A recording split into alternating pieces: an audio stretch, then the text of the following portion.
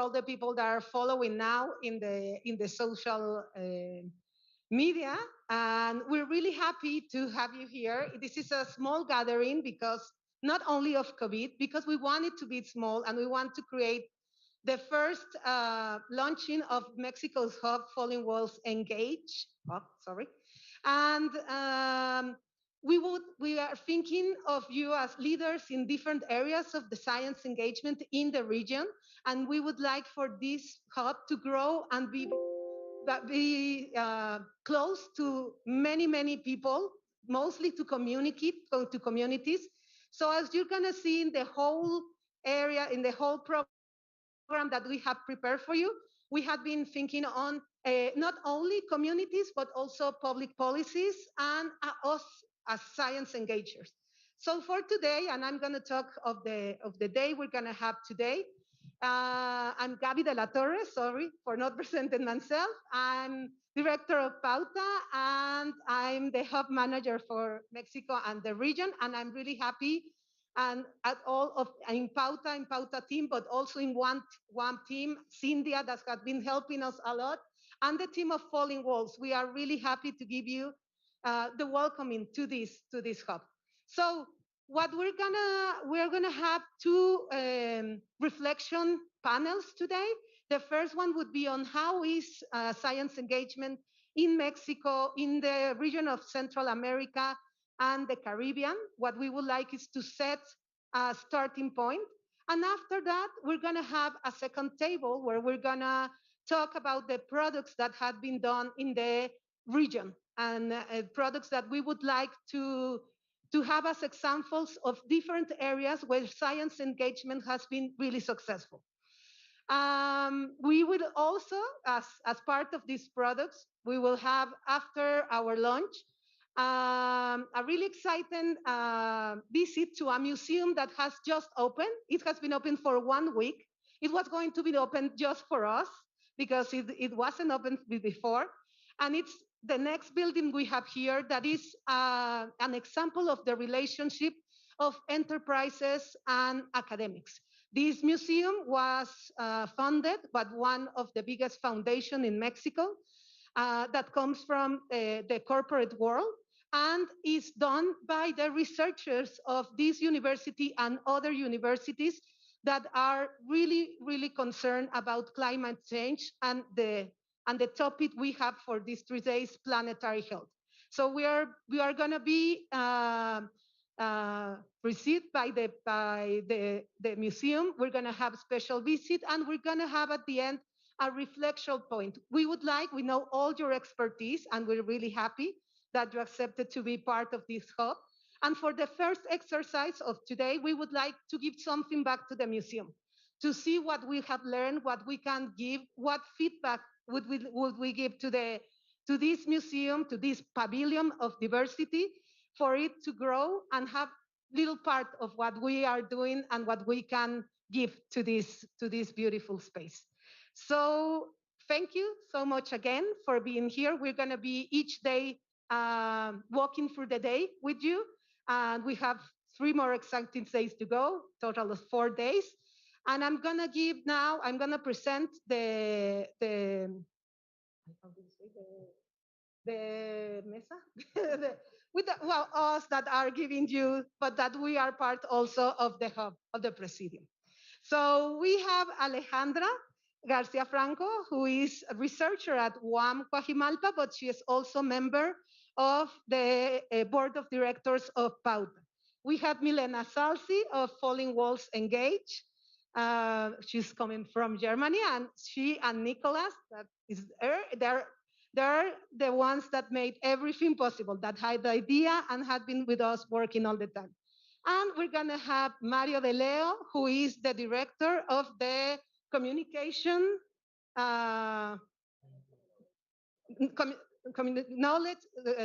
communication of knowledge directory coordination at UAM, at the second biggest university. Today we are now at UNAM, in la Universidad Nacional Autónoma de México, the National Autonomous University of Mexico.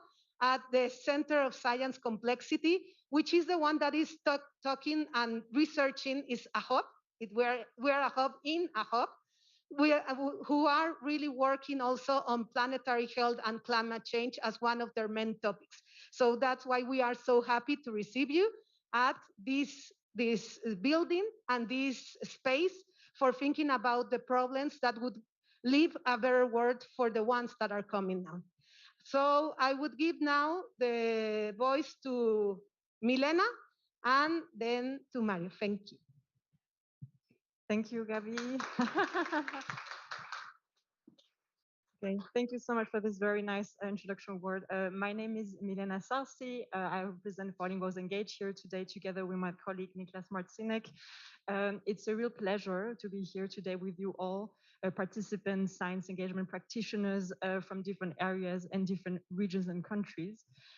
After 2 years of focusing on virtual events, we're so happy to be here gathering in person and having this amazing opportunity to have a space for exchange, international collaboration, and intercultural exchange around challenges in science engagement from different areas and also around planetary health. Maybe a small word about Falling Walls Engage. We are a platform for science engagement and science communication hosted by the Falling Walls Foundation in Berlin and by the Robert Bosch Stiftung. And our mission is really to provide support, provide visibility, and encourage people who dedicate their life and their activity to bringing science closer to its diverse publics. So yeah, it's a real pleasure, and we're really looking forward to hear from you, to learn from you, and the amazing landscape of science engagement in Mexico in the region. So thank you so much for being here. And I pass on the word to Mario. Oh, sorry, to Alejandro.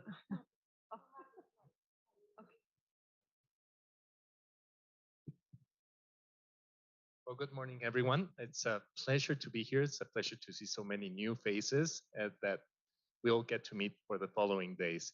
So at the Metropolitan Autonomous University, this directorate on communicating knowledge was just started 6 months ago. So there's this new vision at the third largest university in Mexico, public university in Mexico, of bringing science, humanities, engineering, and arts closer to the citizenship. So we're very happy to be here. We're very happy to have been invited by Pauta and Falling Walls to start with this Engage Hub Mexico launch. We want to work together with peers, and everyone here is sensible sensible in the importance of science engagement, engaging communities, engaging citizens, engaging vulnerable and underrepresented groups. So that's what we want to learn more, in particular this year with planetary science. So the diversity that we have here will certainly nurture all of these panels, discussions, where we're going in Mexico, Central America, and the Caribbean on science engagement. And in particular, this directorate at the UAM has an agenda for moving science engagement from a vertical model, the deficit model, which, and I will discuss this later, we think it's completely, it has expired, to a more horizontal model where we, together with an interdisciplinary, a transdisciplinary work, we work with the communities, for the communities, know what they need, for scientists to work together with them to give solutions to local problems, but also bring them the science, the arts, the engineering that they need in their communities, and also learn from them. So we will have that discussion too, and also be sensible to vulnerable and underrepresented groups. So this is an excellent opportunity to start in Mexico to build bridges between engagers. We are a very dispersed community. We don't usually talk to each other. We're not engaging among ourselves. So this is an excellent starting point. And also to do it not only in Mexico, with Central America, where we have detected some capacities and engagers, but we need to know more of them, and especially the Caribbean too, which is an area in particular in Latin America that we usually forget about. So we really, as a regional area, we really need to start speaking amongst ourselves and push the agenda to bring all of those sciences, humanities, arts to the public, because What we can only get out of this is to benefit society in general. So that's our starting point, and it's fantastic to be here, and it's fantastic to have you here. So welcome, and welcome to Mexico, those for you that are coming from other places.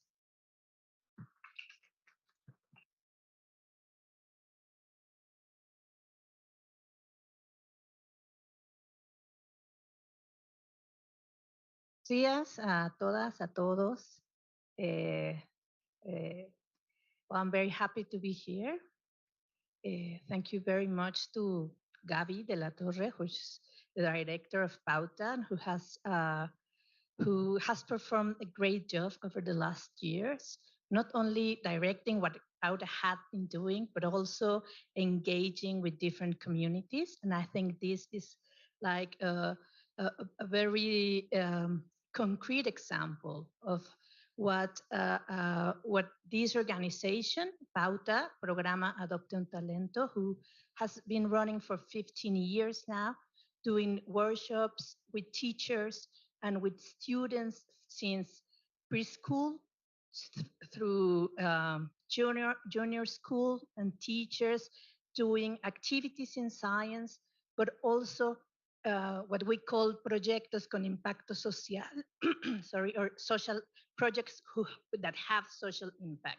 So I think Gaby has, in the last years, made a very strong advancement in putting together different communities and engaging with other communities. And I think this is a very concrete example of what can be done. And I'm also very happy to meet all these new people and for having Pauta being the lead in the region for this hub. So being able to talk to other science engagers and think about projects and think about different communities that could participate in this project is really exciting. So thank you for all for being here. I'm very sure that we're going to have wonderful days of learning stuff, meeting new people, thinking, about which are the next walls that need to fall, which are the next walls that we need to break in order to access different communities and work with different people. So on behalf of Pauta, and just wanted to let you know, for all of those that do not know, Pauta was recognized last year in Berlin as science engager. So this is part of what can make this possible. So on behalf of Pauta, I'd like to welcome you and to thank you all for being here. And also just the Centro de Ciencias de la Complejidad, or the Complexity Science Center, which is going to be our venue for today, which is it was when it started, it's really an innovative center in this very traditional university, because as Gaby was saying, this is a hub that it's aimed to bring researchers from different areas, from different places. So they don't work here, they don't have like their base here, but they come here to do specific projects. Many of them related to climate change, and to planetary health, which is great for having us here. So Alejandro Frank, which is the director of this center, could not be here with us at this time, but on his behalf, I also like to thank you and thank the Center for Complexity Sciences. So that's everything for now. And I'm also very happy because I'm a researcher at UAM. So it's a very happy environment for me. Thank you very much. Gracias. Thank you so much to all. We're going to start with the first table. Please feel very welcome from the National University of Mexico. We're really happy to have you here. And we're going to start with researchers that are researching on science engagement. And for that, Mario is going to host this table. And thank you. We would like you for all the time to have your mask. If you're talking here and you need to take it out, it's okay. But in the outside, only if you're having, obviously, water or drinking, please, because we're really careful. We are now growing in COVID, and we want all to be really safe in these 4 years. So thank you very much. Thank you, Mario, Milena, Alejandra, and welcome everyone. We're going to start with our first table. We would like to welcome Clementina and Patricia. Thank you.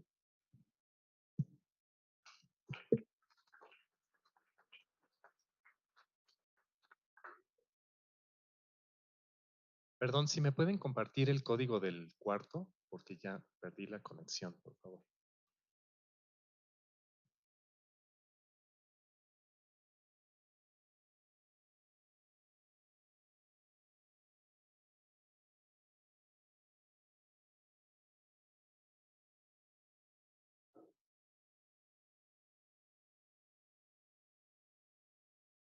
Gracias.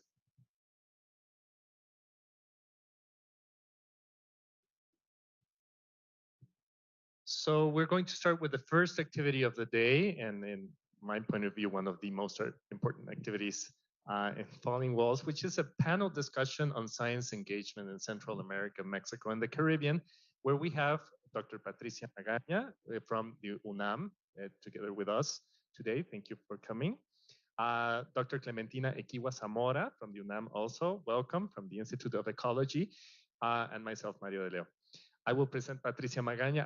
I know Patricia from many years ago, but there are some things I didn't know about her, so I will read also her blurb so that you know her better. Patricia Magana Rueda is a Master in Sciences born in Mexico City, who holds a diploma at the UNAM in Philosophical and Social Studies of Science. She completed a master's degree on science communication at the University of Oviedo in Spain. For several decades, she was the director of the science communication magazine, Ciencias, which, if you don't know it and you're coming from abroad, is a very important outreach magazine in Mexico. One of the oldest and most significant ones in science communication in the country.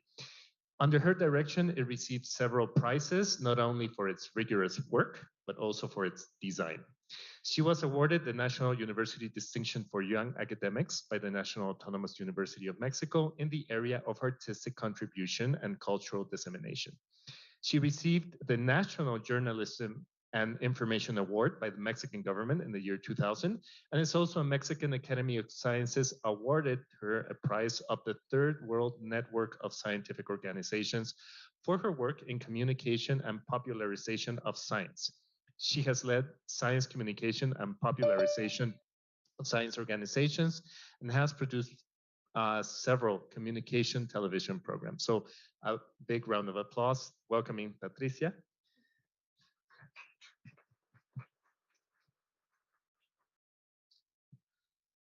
Clementina Equihua Zamora is a biologist and a PhD in plant ecology at the Faculty of Sciences here at the National Autonomous University of Mexico and at the University of Florida and in the US. Since 2013, she has been a senior academic technician at the Institute of Ecology of the UNAM, where she works at the Outreach and Dissemination Unit. She has participated in museographic projects for the UNAM and the Interactive Museum of Economy, that if you have time, you should go there in downtown Mexico City at the MIDE, and for the Museum of Natural History at Mexico City. She is an author and has collaborated in different media and currently is an editorial assistant for the digital magazine called Oikos at the UNAM's Institute of Ecology.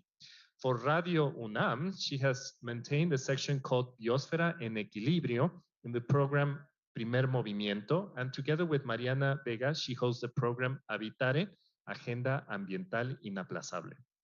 She covers topics related to the conservation of natural resources, scientific research in ecology, and relationship between climate change and biodiversity. A round of applause welcoming Clementina, please. Welcome.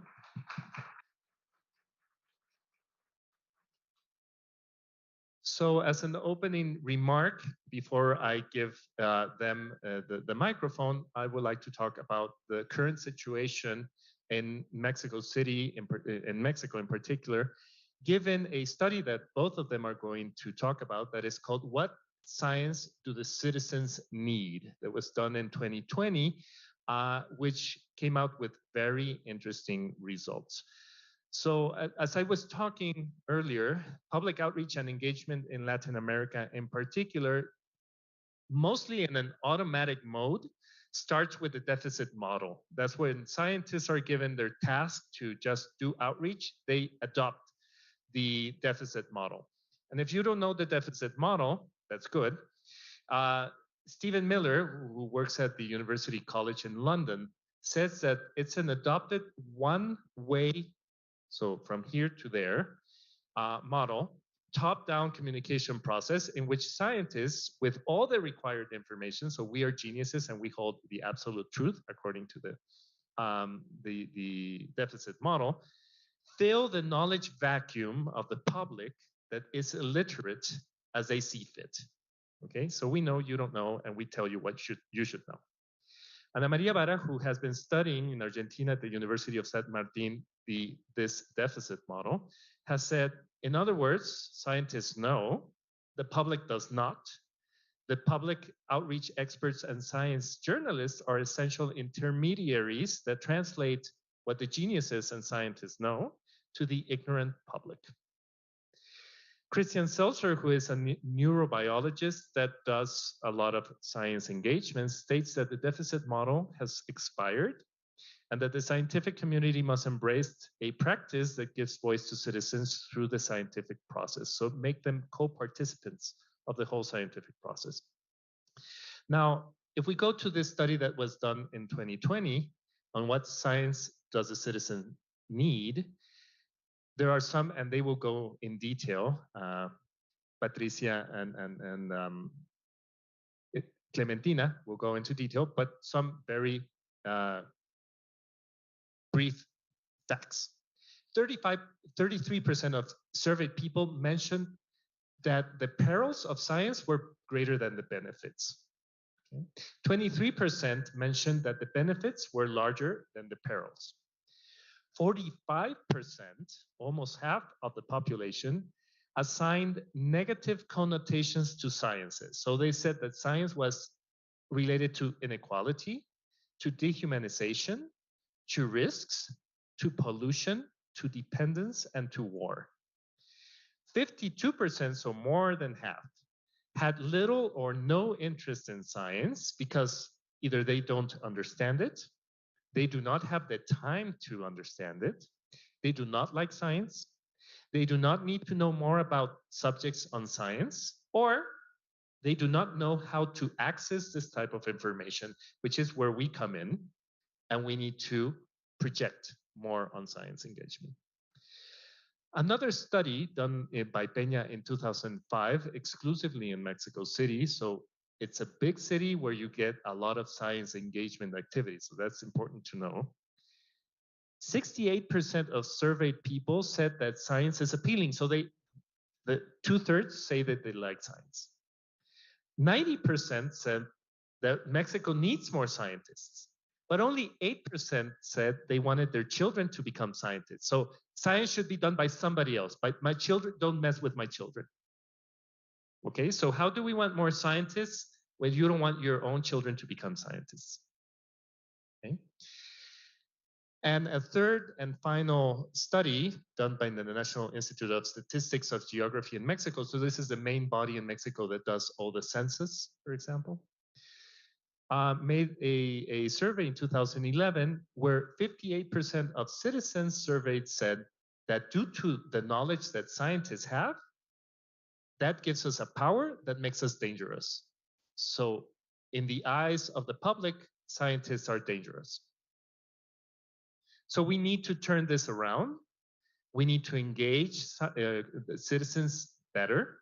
We need to be sensible to their needs, to their what they fear about science, to show them that science, the humanities, and the arts are here to bring solutions to problems and to give us a better quality of life.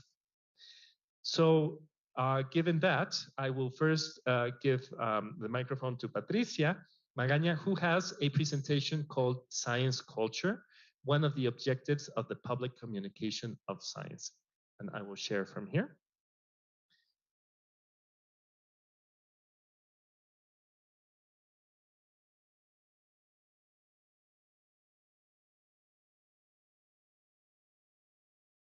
Please.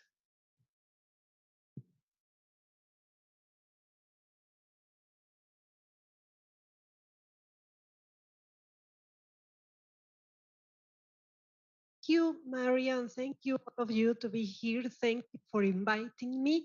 I'm happy to be here sharing with you some of the ideas we've been working with our Society of Professional Communicators in Mexico. It is called Sociedad Mexicana para la Divulgación de la Ciencia Técnica. We have been sharing these concerns about what people need, not only what we want to give them. So we decided to make a survey about this area. Some of the objectives of science communication, as we see it, is to promote scientific culture in Mexican population, basically. So what is scientific culture? Well, we can think of concepts, understanding, reasoning, what it's called appropriation and action. These things are different, all of them. Recently in Mexico, our National Council for Science has been insisting that scientific culture, one of the objectives is to make people to appropriate of science. We are not sure of that. We think it's not the goal of science communicators to do this. It's a very broad concept, appropriation, and we think maybe schools, society, especially media, conform many of the thoughts and conceptions people have.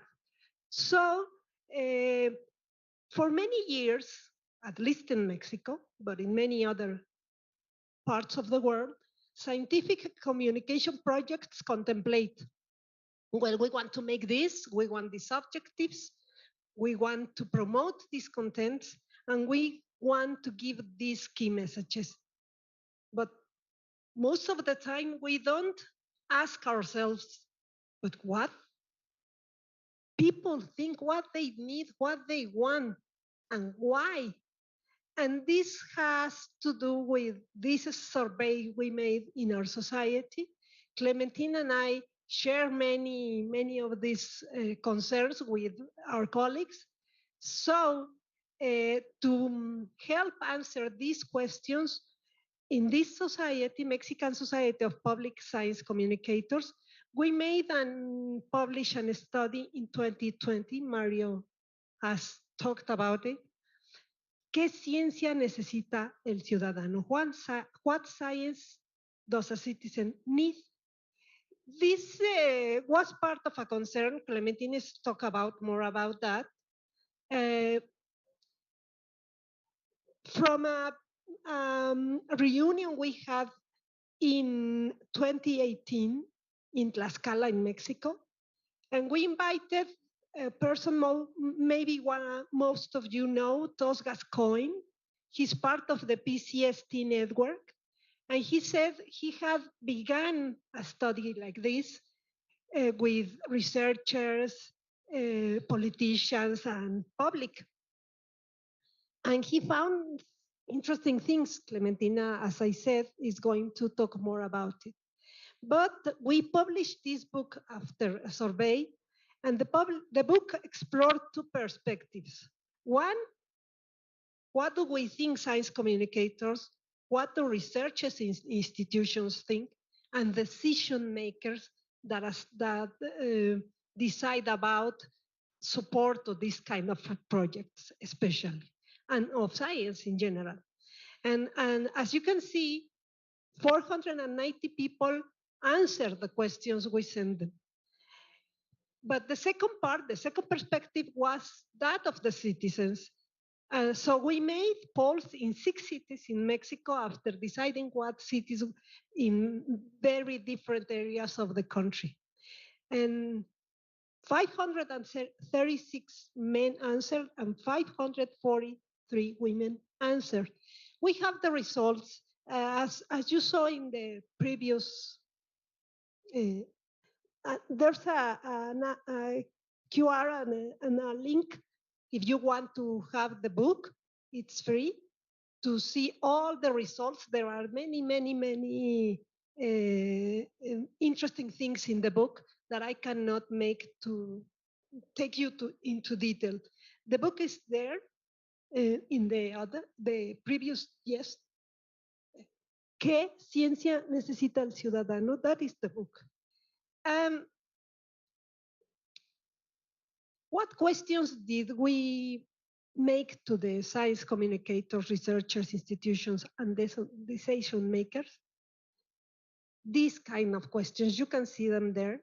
Not all of them are there, but they are interesting because we wanted to know if we really were making an effort to reach different kind of audiences and not to spend just our resources without really being effective in our communication.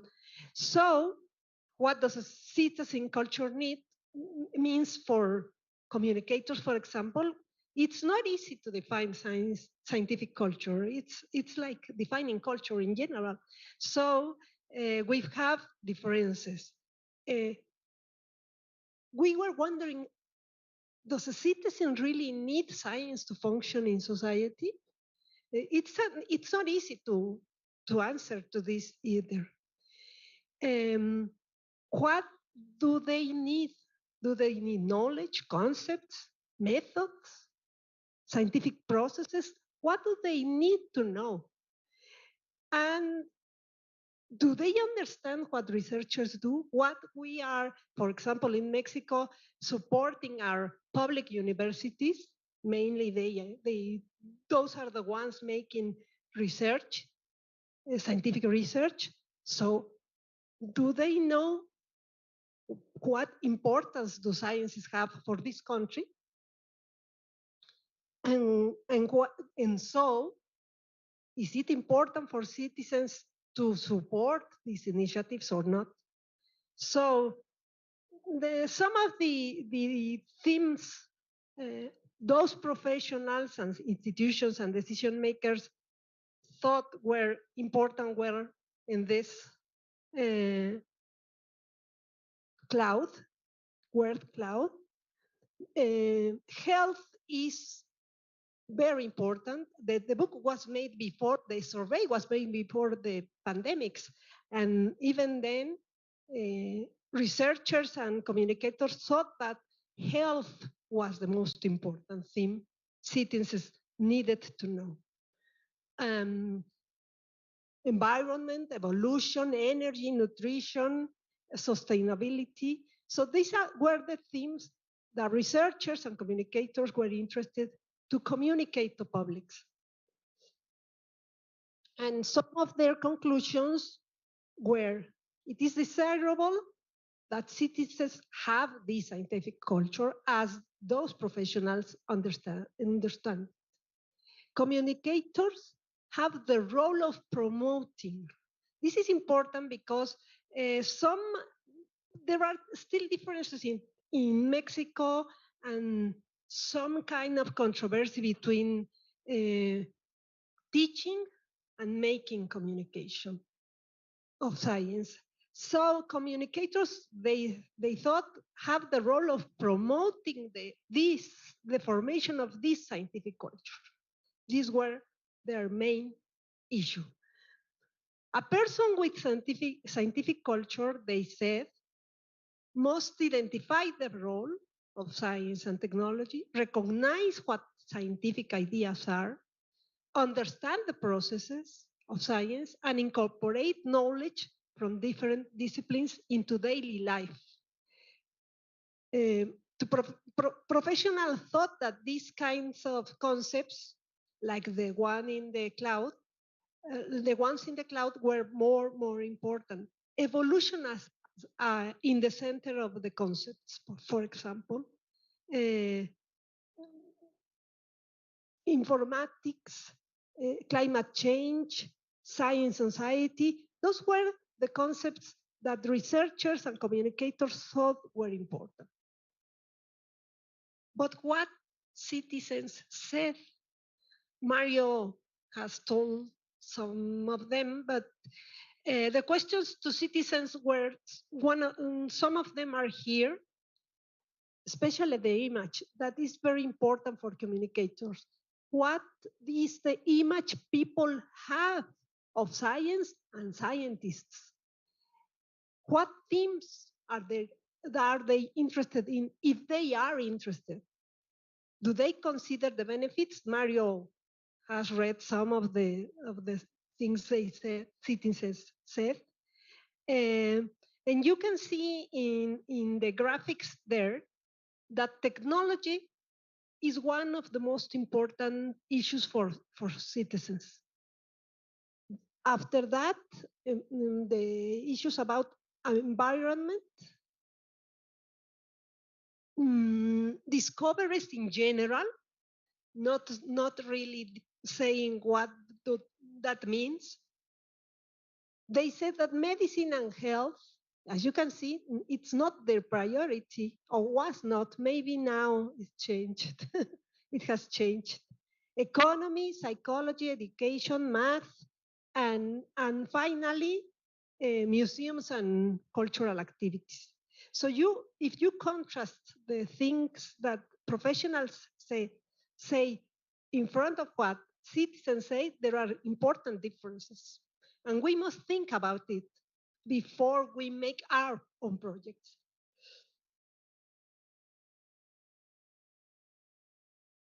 Well, general conclusions of what the survey showed was where educators, science and technology professionals, and decision makers have similar views on science and its role in society. They think that it's necessary to citizens to have scientific culture and believe they need to know key themes, concepts like health, as I said, nutrition, ecosystems, etc. But citizens in general have an ambivalent view of science. This view can be negative for some of them or positive. And it's not easy to make a distinction because these two attitudes to science in citizens, they mostly think they do not need scientific culture to live better, especially in a country like this with the great amount of poverty, for example. They think they need to make decisions about their daily life, and not science is not considered there. That's really interesting because we are making efforts without knowing that. They think they want to know special about technology, as we saw, and maybe gadgets, and after that, other things. Maybe after pandemics, the ideas have changed, but we are not sure of that. What are then our challenges? Are many because we were thinking all the time that science is important. We are convinced as professionals that science is important. How can we make to show that to our audiences, really, to our audiences we are trying to work with? Well, there are many things to do. Continuously discuss, for example, the objectives of public understanding of science in different forums. A public communications of science and technology network recently has begun to make a different view of our role in society.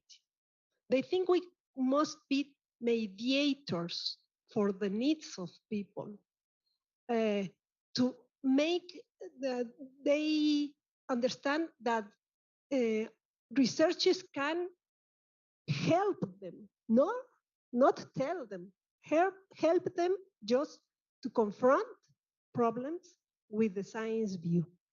That is one of the discussions now in the world about our role in society.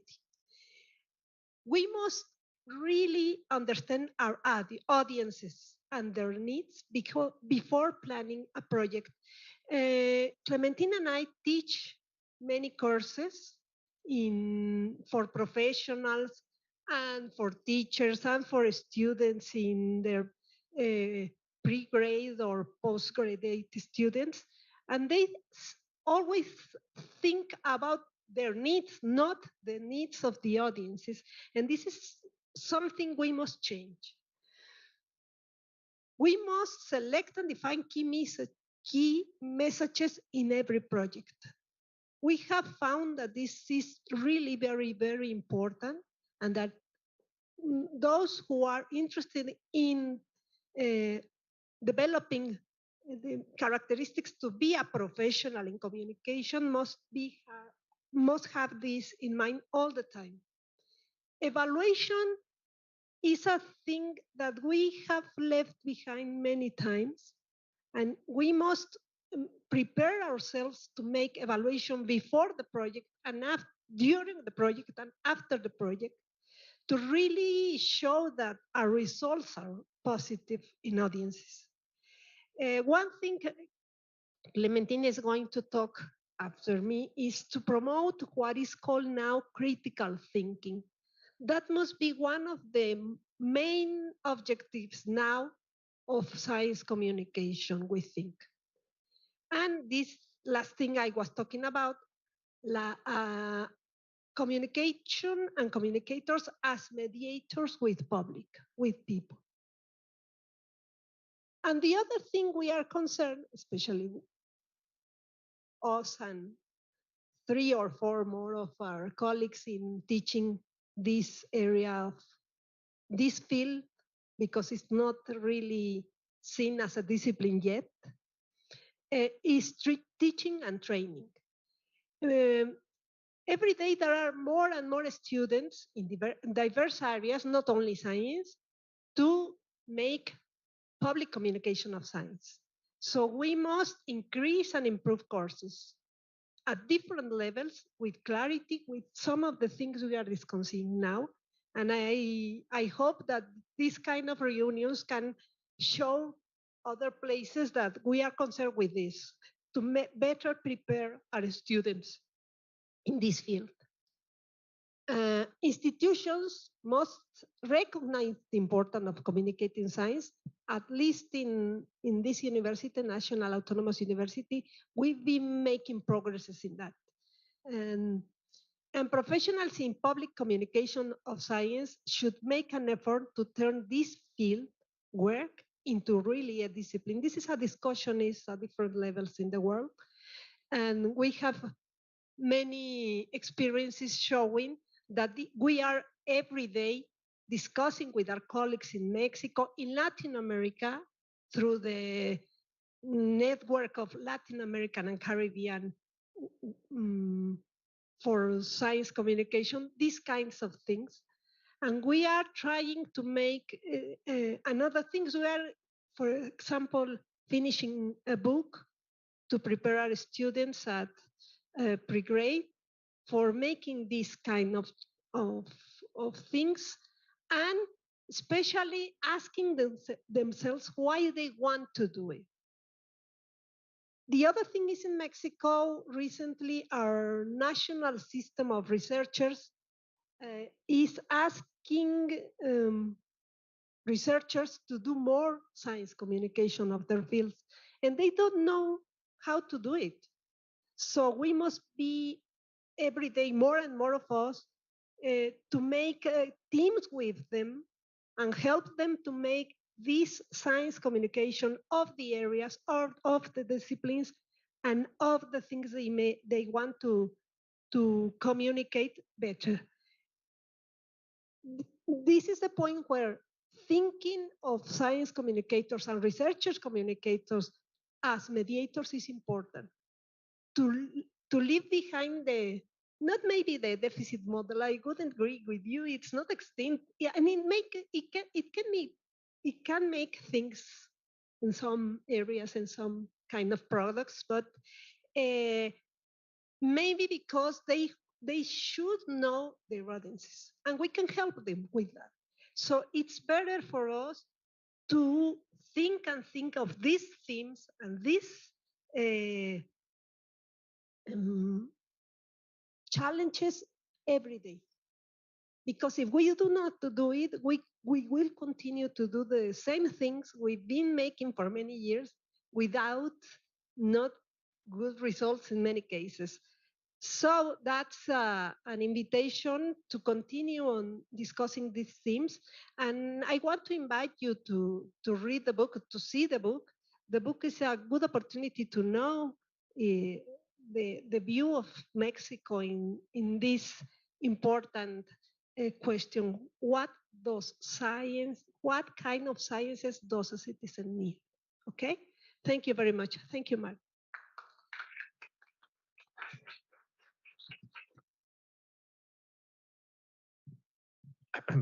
Thank you very much, Patricia. I would like to just point out highlights on the presentation so that you have it in mind and we discuss after Clementina has presented. So promoting different ways of engaging with critical thinking, understanding audiences, what their needs are, and make them part of the creative process for engagement. Appropriation is a very big word, which is the one that's currently being used by the federal government, for example, for public policies.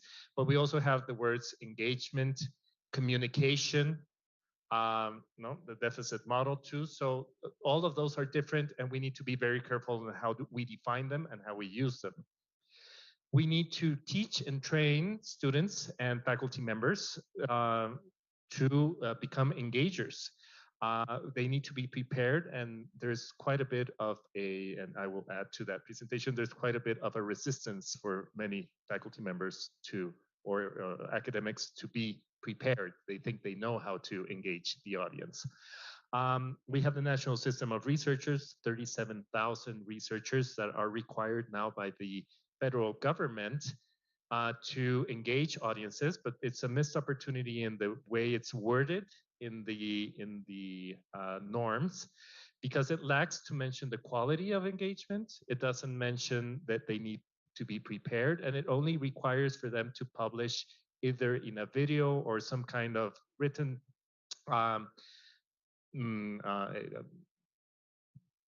paper, journal, science for the general audience every year, but quality goes out the window. So in some cases, you don't want scientists to be engaging without knowing how to engage. You do more harm than good.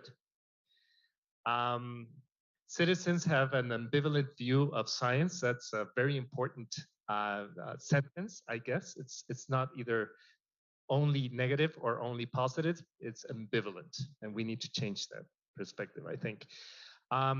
Key messages in every project, and this is something that academics usually forget. They want to tell us everything about their project, and information will be lost when we engage people, and we want them to take one or two things back with them home.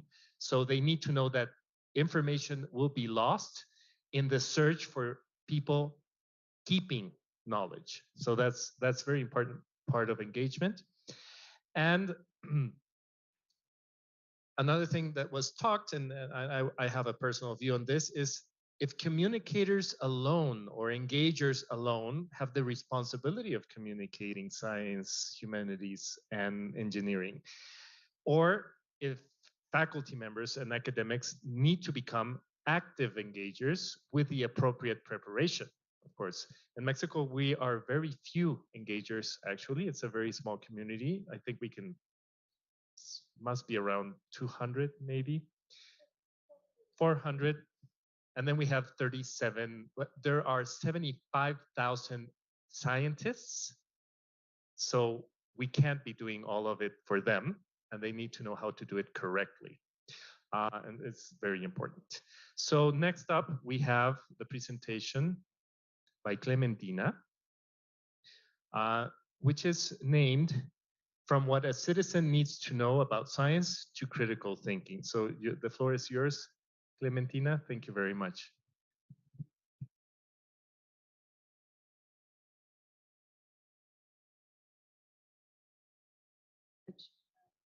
Thank you very much for this invitation. It's an honor to be here.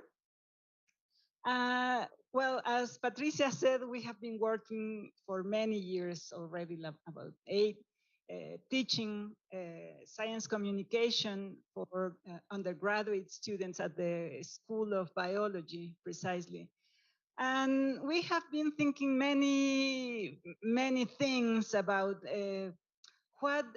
how to involve students, science students, into teaching, change a little bit the mind of them that always they think people should know, and researchers also very frequently. Well, we need to teach them, to tell them, to educate them. So we are more proactive, I think, and we have been trying to push more self-active way of thinking the people, the way the people think, more choosing how to approach science, how to look at it, and how to use it. And with these pandemics, we have seen, I think, everybody, that people have their own minds, and some people believe that the weirdest things. Some people do believe science. Even we have problems with our own government in some sectors that they are not confident with what scientists are doing, and that's worrisome, because if our government is not confident of what's going on, well, what could we expect of the people? So we have been, as Patricia said, talking a little bit, next one, sorry, about this for several years, even before the pandemics. And one of the key persons in these ideas was Tos Gascoigne, and I am putting here him and a little bit of his approach to this subject. And well, he is in social sciences. He's an Australian consultant, and he works helping organizations to establish their strategies to organize events and communicate the results of their work. This is the publication he did, and you can get it from this QR. So first of all, they were asking and thinking, what should scientists know about science? And he asked people in the communication business, in the communication professions. And for instance, he has this thought by Susanna Priest, who is the editor of Journal of Science Communication. And she says, well, there is no list of scientific facts that captures what the hope of citizens will understand. Citizens, she said, often need skills that will serve them well when the facts are not clear, even to scientists. So in this sense, sometimes people don't understand that science is a process of thinking, and what you think today or the conclusions you got today may change tomorrow, because you have different tools to analyze, different technologies to analyze your data. So it's dynamic. Also, Chris Bryan from the Australian National University, he said, well, what I would like people to know is how to access the science that they may need from time to time. People are very good at educating themselves when their need arises, and we saw that. The question is, what kind of information they are gathering from all the information they find at the internet? What pages are they visiting? Who is the people they are consulting, or the organizations? That's always a challenge. And there is a forum at the University of California where people ask questions, and they said to even ask the question of what facts in science should people know, put science in the corner where it does not belong, that of being perceived as just a collection of facts. And that sometimes is a problem because we can see it in the news many times. We just see the results of the scientific research, and it's rarely mentioned all what is stuck in the methods, how the people came about to those ideas, and why they decided to pursue certain research. And that's a big question. It's very important because it's the way to understand how scientists come to all these ideas and how they are changing the objectives of their research as long as they are learning every day. So TOS did a survey promoted through the Public Communication of Science and Technology Network only to professionals, and 118 people answered.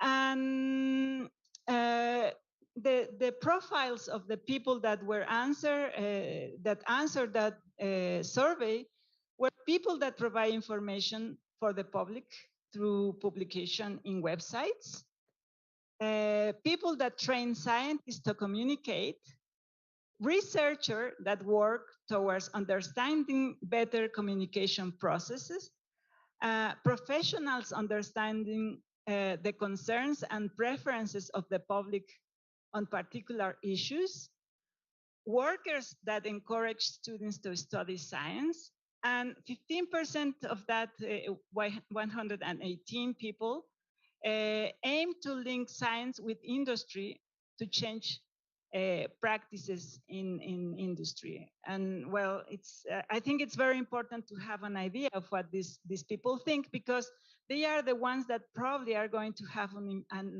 impact in more people, the people they get in contact with.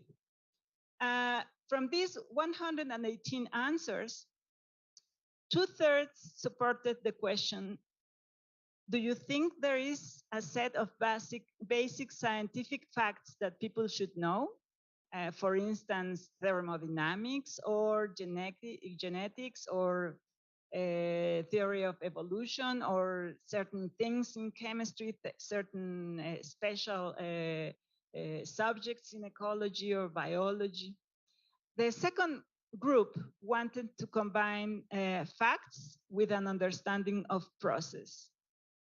At least they thought having a basic knowledge of chemistry, physics, biology, things that would help them go through their everyday life. Basic general science, how it works, how science works, etc.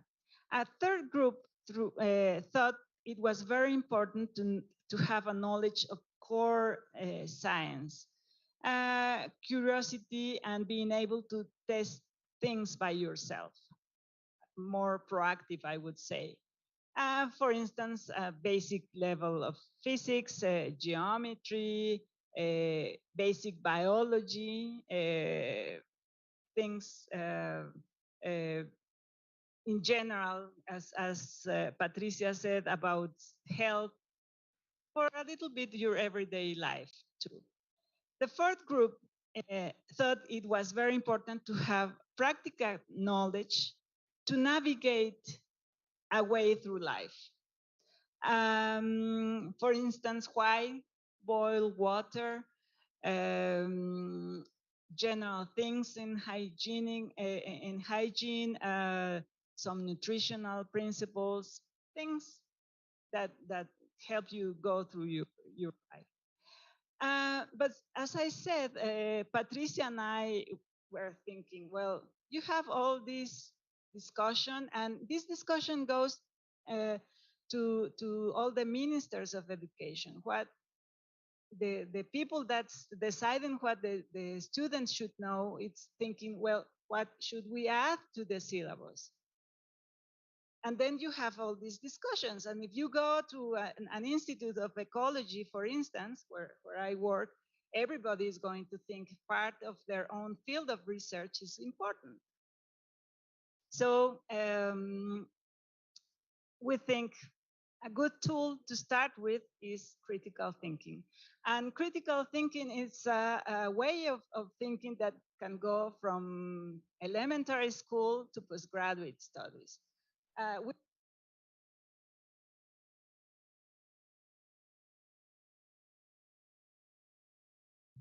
We have been pushing this with our students, graduate students and also for other professionals that we teach science communication. And I'm not going to read all of this because this comes from the foundation of critical thinking, and it's quite complicated because it has many spaces, many words, sorry. But they said critical thinking is the intellectual discipline process of skillfully weighting pros and cons, synthesizing, evaluating information to get your own point of view. Critical thinking in general is a self-guided, self-disciplined thinking which attempts to reason at the highest level of quality in a fair-minded way. We have been researching a lot of this, and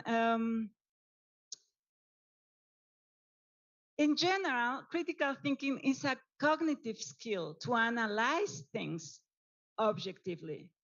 Very frequently, you see people or you talk with people, and they just have one point of view that they obtain from TV, from the internet, from Facebook.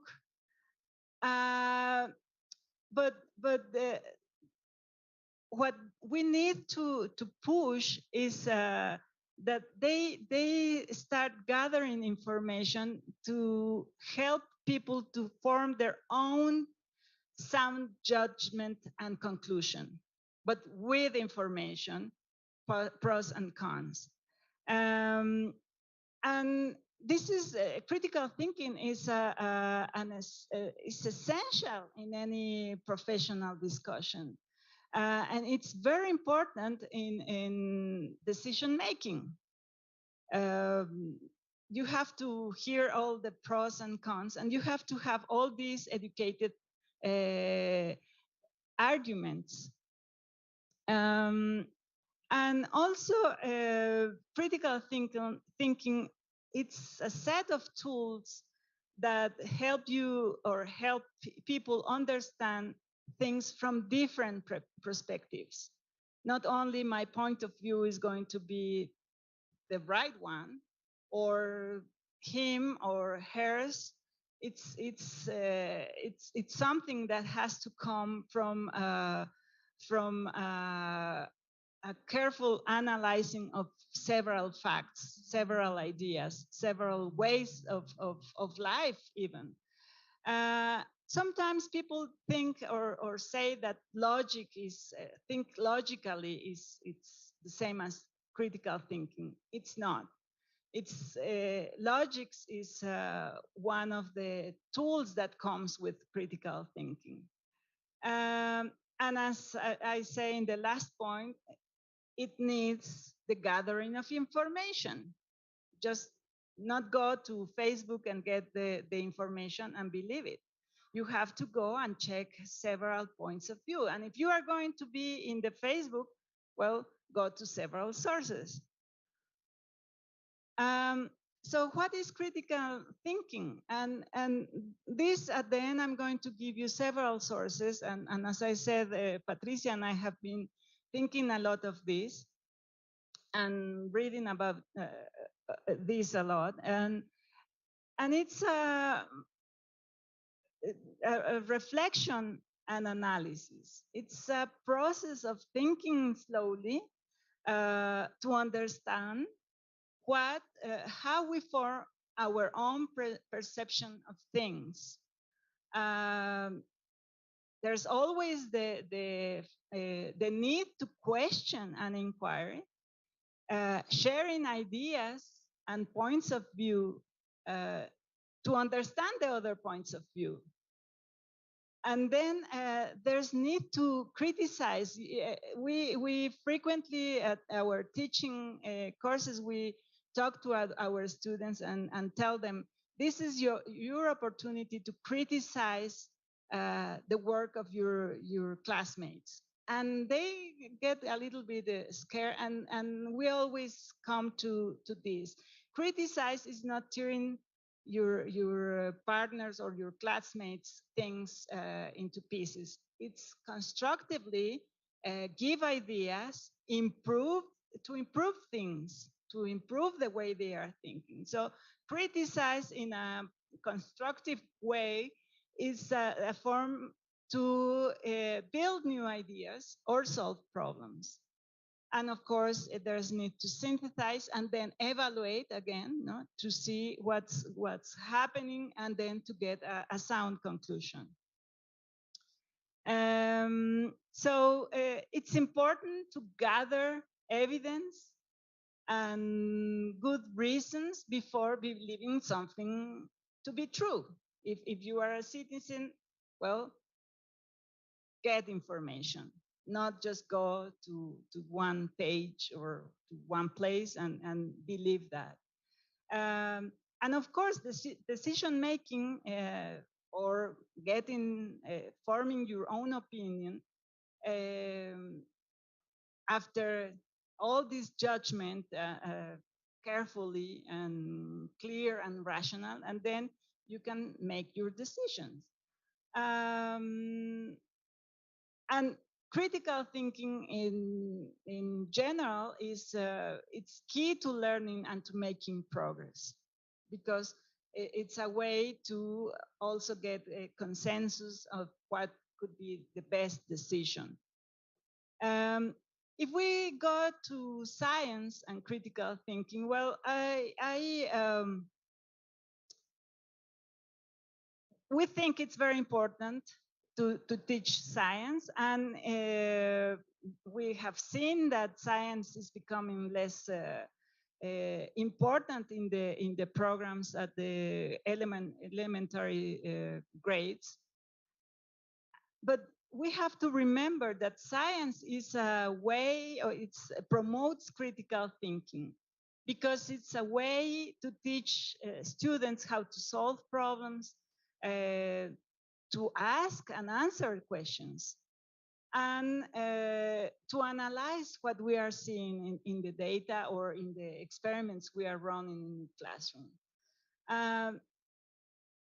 And it's also, when we teach science in schools, I put it here especially because science is not a collection of facts, but it's a line of reasoning. And that's the very important thing of teaching science at all levels. So just to be brief and just to finish, some opportunities and challenges of this critical thinking process is to incorporate it in every field of study. It doesn't have to be in science only. It can get into any field of study in humanities, social sciences. And it's a way to provide students and citizens in general with tools for understanding science and critical thinking as a way of life. It's how we are going to move a little bit forward.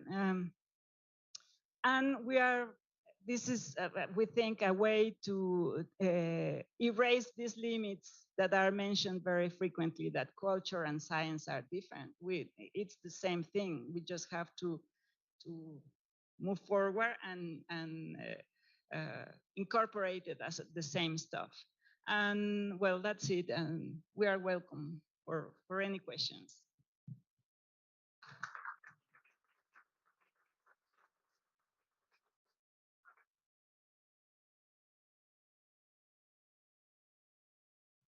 Thank you very much, Clementina. So I'm just going to highlight some of the sentences said here. So is having science facts as part of a base what citizens need to know, just a list of facts? And the answer is no, but at least that's a foundation from where we can start building knowledge. They need the skills in a dynamic world to be able to be where facts are changing, where information is changing, and we have a lot of misinformation. We need the citizens to know how to combine what they already know with new information. This is mostly the constructivist model for generating knowledge. How do we get citizens to have access to science and to do it while they self-educate with and we have seen that they self-educate, but they need to be knowledgeable and critical on the sources of the information. Critical thinking is a disciplined process of analysis. People need to reach a sound judgment, but be guided to reach that sound judgment. They need to know that there are no absolute truths also, that they need to reach that sound judgment knowing that. And we need to work together with citizens to make them criticize, reflect, analyze, synthesize, inquire, question, and evaluate. Logic is a tool of all of this, but it's not necessarily the process for critical thinking. The process is all the words I just said. So together with that, I do have questions for our panel speakers, but I would also like to know, and probably just mix questions together with what I have here on your questions. So if there's any question that you would want to start with for our panelists, that would be excellent. Please, I don't know if we're going to pass these around. Probably for social media, we do need for these to be handed out. There we go. Please.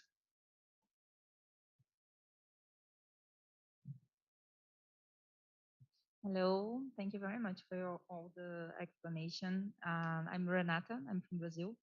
And I would like to know, for example, if, do you know, here in Mexico, the government or, for example, Somedicit are already planning to do a next national survey to know. Because, for example, in Brazil, I think we have one every 4 years. So what are the plans, the current plans? Do you guys actually have I don't know how to say it in English, but money for public surveys? How is the current situation right now? And that's it. Thank you.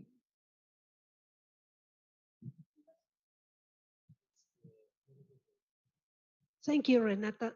We are concerned about that. We know that the last survey that INEGI is the name of the institution that makes all kinds of surveys in Mexico, has not been thinking of making another one. The last one was in 2017 and the result published in 2018, and we don't know anything about more. So we are concerned because that is the kind of information we need to plan things. And there were many polls or surveys before that gave us that kind of that allow us to make our projects better. And we don't have data now. It's very important now, specifically because after the pandemics, maybe things changed, and they are not talking about making another. So, and the money is a problem in Mexico, as in many places, maybe all of the world now. But in Mexico, we have never reached the amount of money we need for science and for making this kind of efforts. It's difficult to put that responsibility only in institutions. We need a national organism to do those kinds of surveys. So And specifically, we are not sure. I read something about this. The budget for this year was one of the lowest in many years for science. So it's not easy our future, but we are trying to do something. We cannot make the survey. It's very difficult to make that kinds of. We are more than 120 million people in this country, so it's not easy to make those kinds of polls. But we are going to ask. Maybe soon we are going to ask.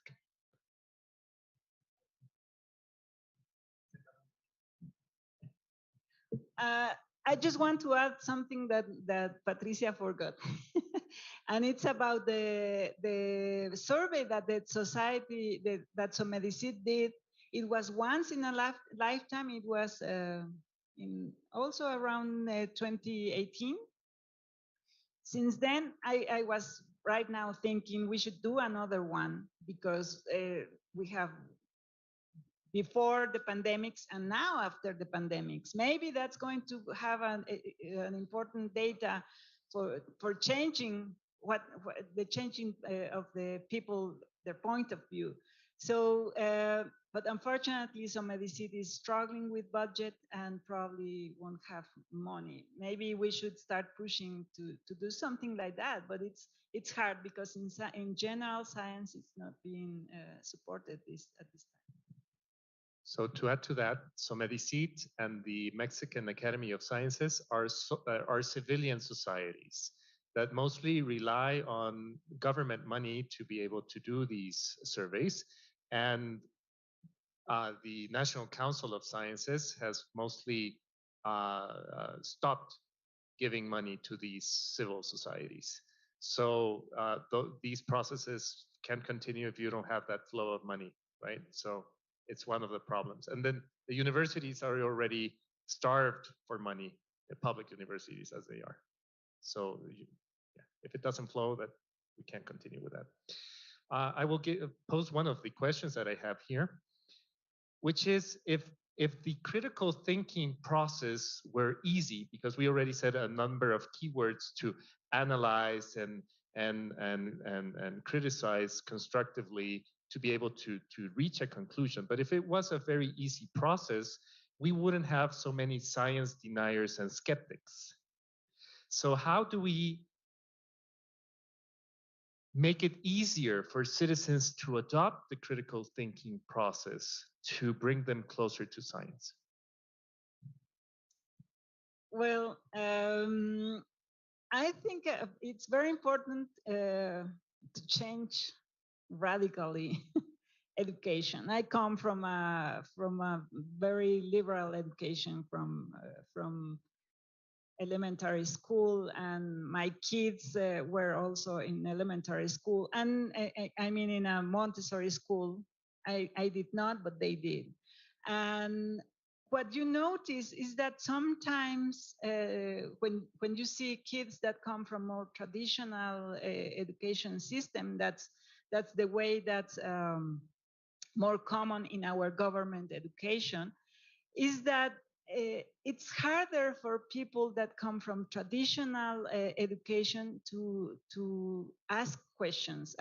Now it's very difficult to ask questions. It's very difficult to start thinking how to solve problems.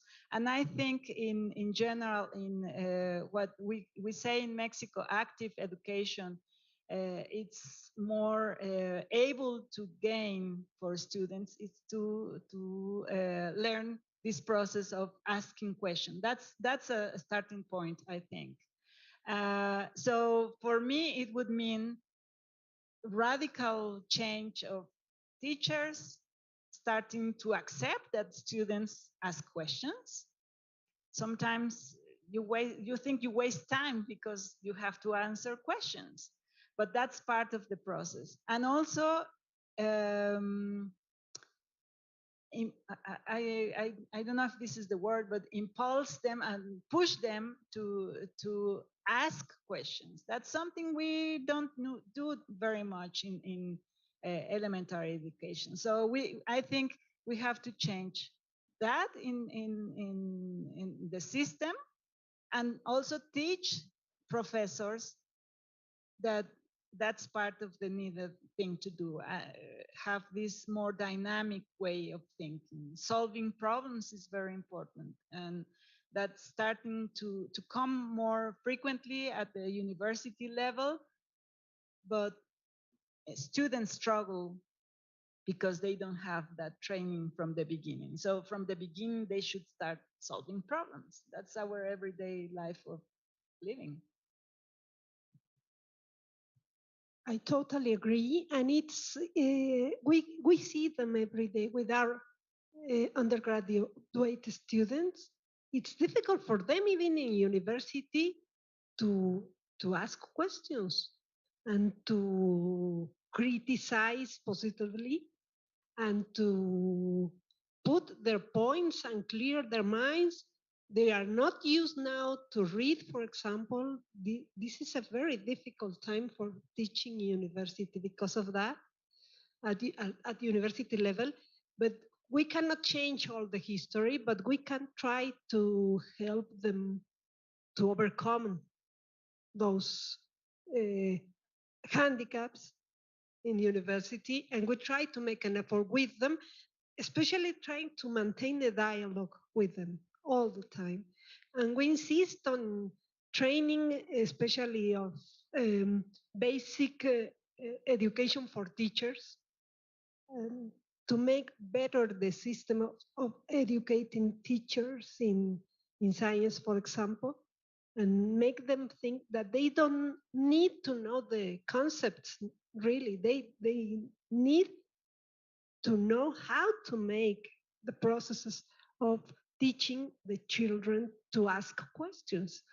But it's a difficult problem. That's why we ask ourselves about the appropriation concept, because it's not easy. That is a system. Appropriation needs the system all to work together. Families, education, media, everything. And as you can see, it's not easy for any country, not only Mexico. So to make science engagement easier, our work easier, we need to change the educational system at an elementary level. Correct, for example. At least adding this idea of critical thinking and practice, idea and practice of critical thinking. And at least in Central America, more or less the educational system follows more or less what Mexico does. So we do have like common problems with Central. I can't speak for the Caribbean, but at least in Central America, we have those problems. Is there any other questions from the public? Nicholas, please.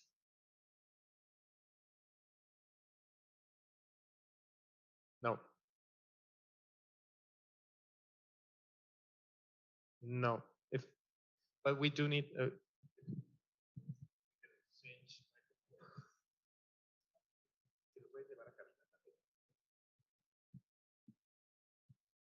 Thank you.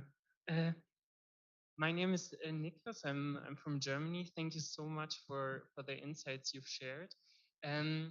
Just from like also maybe my perspective from the German background, I think critical thinking is quite a curious term, because I felt like, especially in the COVID debate, a lot of people that were skeptics and deniers, they consider themselves very critical thinkers, right? And I think it has not so much to do maybe with science, but with their distrust of the state, and science not being a neutral entity, but something they perceive as like a tool for the people in power, right? So science is not necessarily just like sharing facts and knowledge. And so my question would be like, what is the relationship between science and politics or the state here in Mexico? And in whatever relationship that is that doing something for like, is it in favor of science or not? I hope that was clear.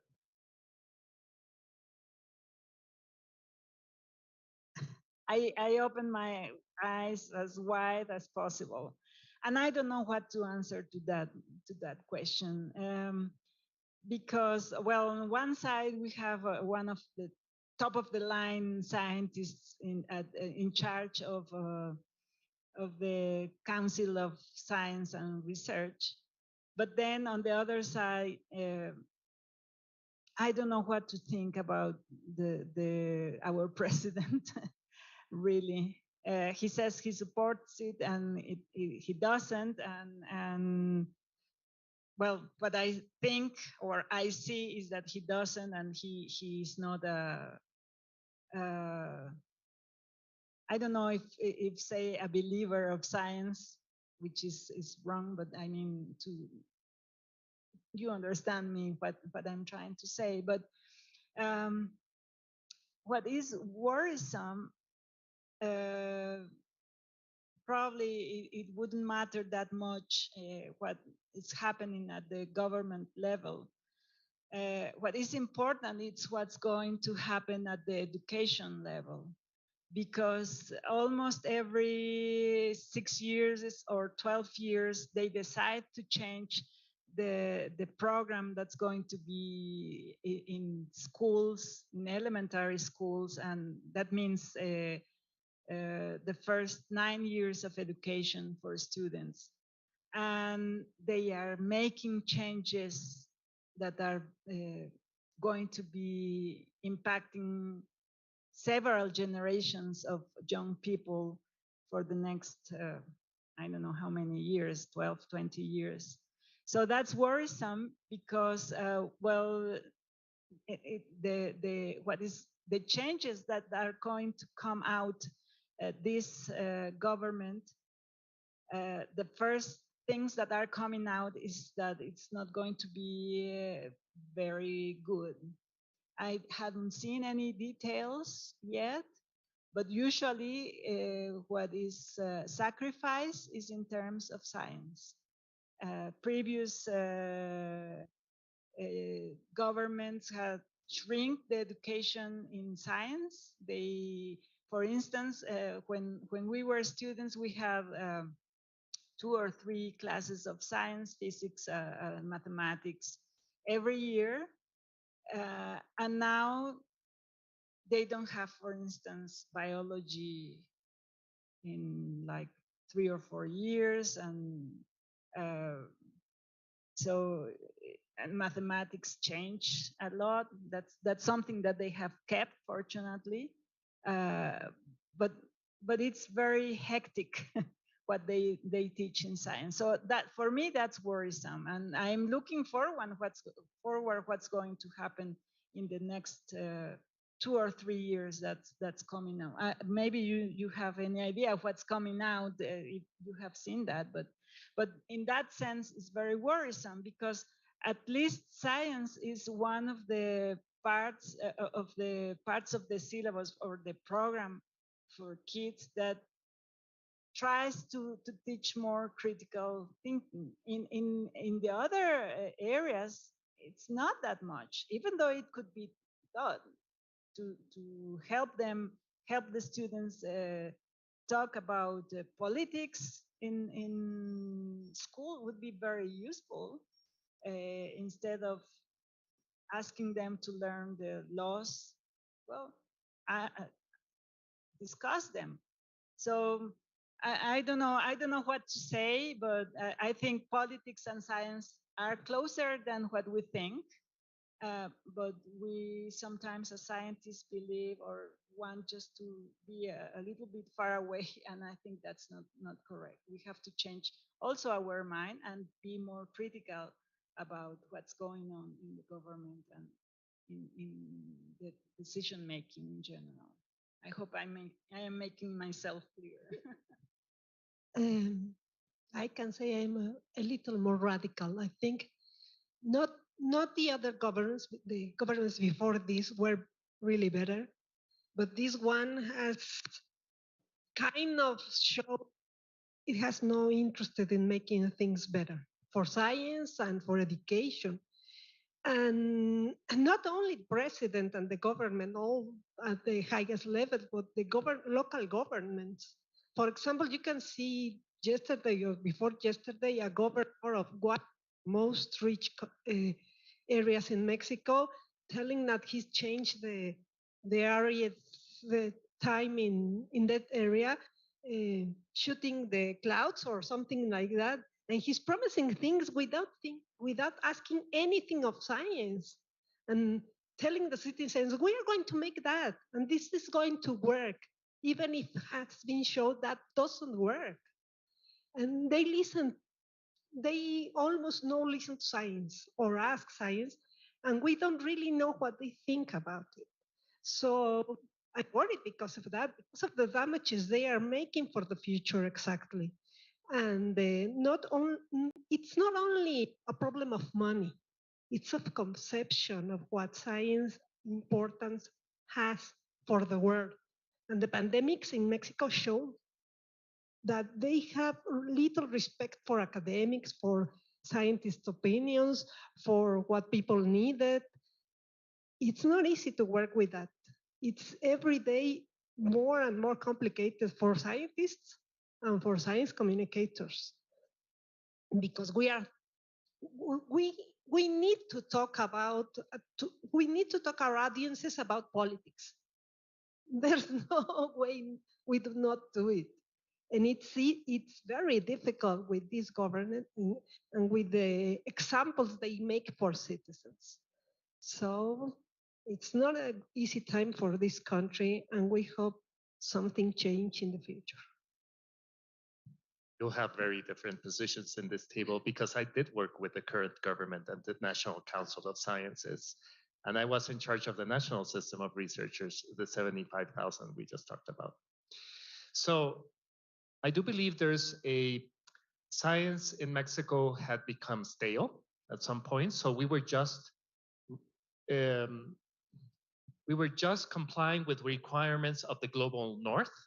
So we were just publishing in Nature and Science, and we were not thinking about the quality of the publishing, but only the quantity. And we were not looking inside the country to solve problems with the scientists.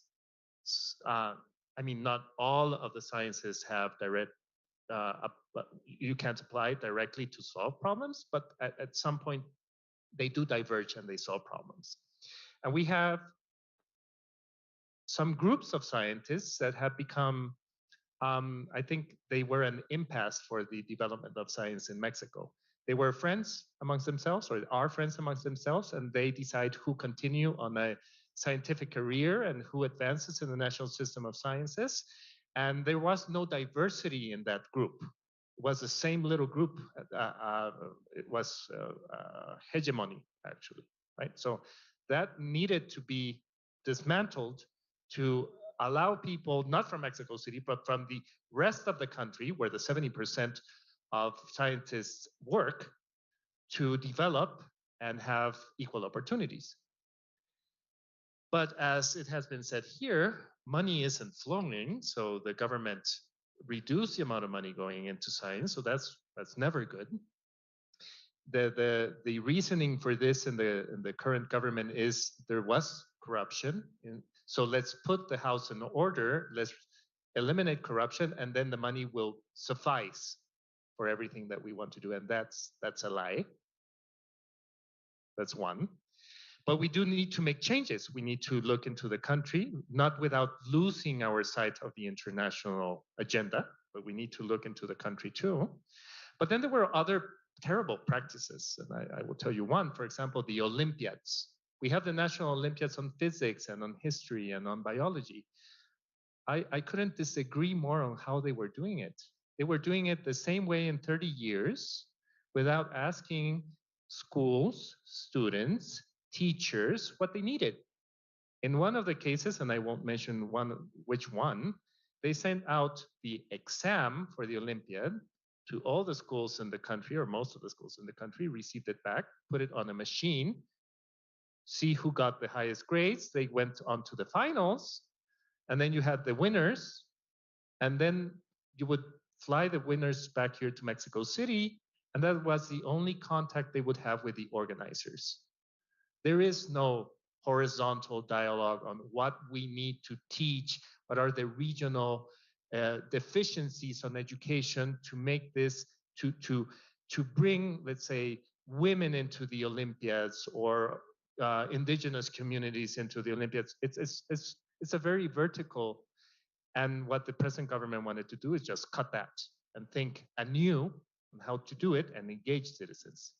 Now, the question is, if the current policies work, they're not working. They try to bring corruption out. They try to change the policies, and and for several reasons, I'm not in the National Council of Sciences now, and they lost their way. So we come with a very radical public policy position, and at some point they lost their way, and now we have less money. We have a very limited dialogue between the National Council of Sciences and the scientific community, and we're not speaking with the citizens. So what's the case? Right? So it's a very difficult position at which we're at right now, and we'll see what happens when the government changes in 3 years. We had another question over there. Thank you. Hi, I'm Cecilia. Hola, Clementina. I have one question for you, Clementina, about coming back to the critical thinking framework. I'm very interested in knowing how are you incorporating this framework into your own work as a teacher, and how do you track and measure the results of implementing this framework when you are teaching other, or when you're like educating science communicators? Because as both of you said, we lack of practical tools to evaluate our work, right? And to know what is working and what is not. So what kind of tools do we have to assess, to evaluate critical thinking in practical terms? Thank you. Thank you, Cecilia. Well, I need to answer something first that I forgot from here. Critical thinking is not just getting information. People would say, I read a lot, and then they read something just to have a backup of what they are thinking. And that's not critical thinking. What we have to push is that they read, or at least get what is going on in both sides, what they believe and what they don't believe. And maybe they start finding something that help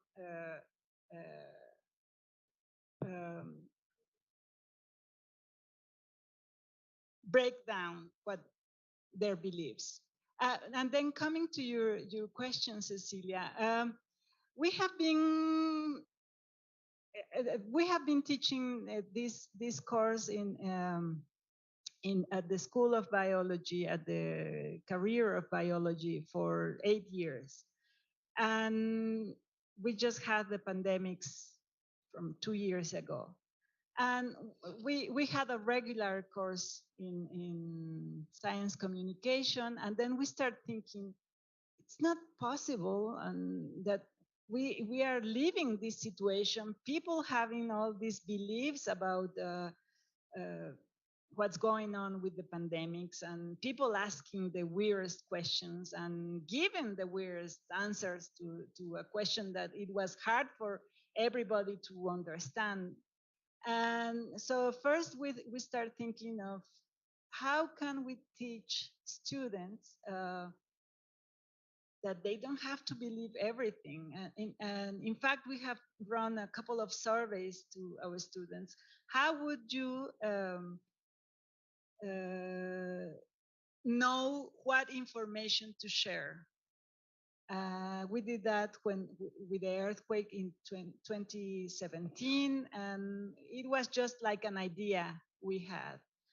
And then with this pandemic situation, we start thinking, well, it's not just only about sharing information. You have to have the tools of what to do. So we start thinking on fact checking, and I personally start looking into fact checking. And when you start working into fact checking, you end up in critical thinking. So we are in the process of that. We are not yet in the process of testing or doing any questions precisely to run a research on that. But what we are doing is in the book we are writing a section about critical thinking. And in every course we teach, this year we have taught 3 courses. It was crazy. But in 6 months, we had to teach 3 courses, and we are adding that subject into our syllabus. Just at least 1 class. And it's very interesting because 2 of the courses we gave to professors from the Facultad de Ciencias, and they start talking about critical thinking after we talk about one about critical thinking once, 1 class, and then they start adding that. Yes, we have to push that. We have to push that. So that's just an empirical thing, not very scientifically, but you notice that they get a little bit of that into their mind. So that's a starting point. We are trying to push it at this point. Maybe later we can just have something more organized, more formal. But what I've seen is that schools, for instance, one of the things that I put there, the Plymouth University in England, they have a whole, let's say, technique or method for students that they can have that information from the library. So maybe we can start putting that in our library web pages. The several Australian universities have their own courses online about critical thinking. So maybe we should start doing that. Start teaching this more general, and then we can start thinking about understanding if we are having success. Thank you for your question. We do have a comment on social media that I would like to acknowledge, at least, that they agree with what has been said on this table. In particular, they're thanking Clementina for her presentation. Science is the only way to progress for humanity. Investing in science and its dissemination is the most important thing. That's what Diana Ortiz says on social media. I have one question for our engagers. So in Mexico, engagers are very spread apart. I mean, the Somedicit exists, which is a society for engagers. We have Red Pop, we have other offices, but in spite of that, we're still very sparsely populated. The question is, and I think it's one of the bridge building opportunities that this Falling Walls Engagement Hub allows is, how do we bring engagers closer in Mexico, and how do we bring them closer between Central America and the Caribbean? Well, that is not easy to make. As we know, academics, especially in universities, are difficult to gather around something. We have very good examples in scientific societies. They work together very good.